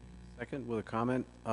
Steve, my only comment will be that with the Office 365 product, as long as your subscription is current, you continually are getting updates, and that's something that I guess we can plan for with the individual products.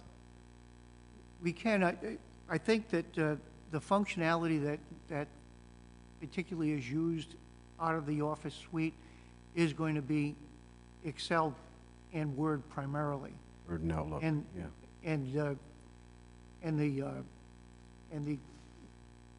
the email. Yeah. I think that with the Exchange, those are the three that we're using. That's the most functionality that probably 90% use. If we need to have greater use, we can bring that into the system and it can be integrated. The difference here is that we also want to do the training with staff on some of the changes. I've looked at the Office 16, and I don't see really any appreciable differences. The icons may be different, but it still works the same. I think the improvements, though, is in the safety and the security for access that could get into other places on the network. So even dinosaurs like us get it. Unfortunately, I don't think we're dinosaurs. I have a motion to adjourn. Wait, we need to vote on it. Oh, I'm so sorry. Okay. Do I have? We did, there is a motion. Motion and a second. All those in favor? Aye. Motion to adjourn. Second. All those in favor? Aye.